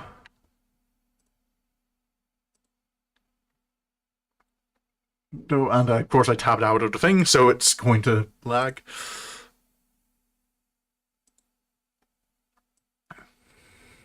Go to 1, 2, 3, 4, 5, 6. Still 7. So missing 7 in Act 1. Don't know what I've missed with Emmy, because Emmy was the one I did get a bad ending for. Hanako. 1, 2, 3. Okay, I think you can actually feel the difference, like, scrolling down with Hanako. Like, Hanako's does feel very short. Lily... Oh, we got every chapter for Lily. Rin... We missed a couple for Rin. Oh no, it was Rin we got the bad ending for. It was, Emmy we nearly got the bad ending for. Hard to believe it's almost over. Yep, we still have an entire route to do, which is probably going to be another 5, 6 streams. That tends to be... Given I'm on stream 21, and I've just finished a 4th route, that does seem to be like about 5 streams per character. Though I suppose Emmy's one probably took longer because...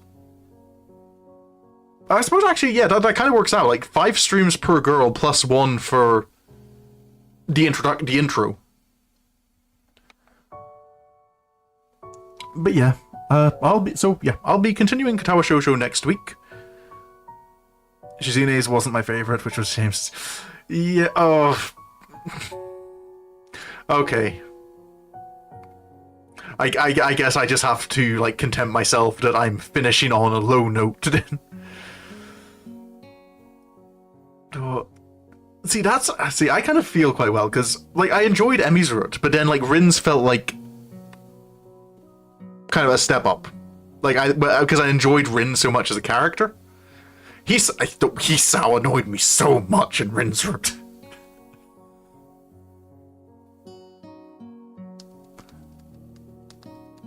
Oh, hello again, Stero. Welcome to YouTube. But yeah, I keep getting distracted from my goodbye. But yeah, I'll be back with Katawa Shoujo next week. Should be streaming it on Tuesday. Monday, I know I'll be back for the Cat Lady. Friday, maybe no stream on Friday, Mooney? I don't know if you're feeling as bad as you are now, if like you're feeling like up for streaming, or if you want to give it a break. It's a bit rough. It was initially not going to be much different than okay. Okay, so the original offer just wanted to write smut. Okay. You do it earlier since I'll be home? Okay. Wait. I guess that works. I can't. Yeah, confirmed COVID. Oh. Well, I'll be hoping it doesn't last too long for you, dear. But yeah, I'm sure once we work out what's going on there, I'll put a post in my Discord. I'm sure you'll put a post out on YouTube if plans change. Oh, but yeah.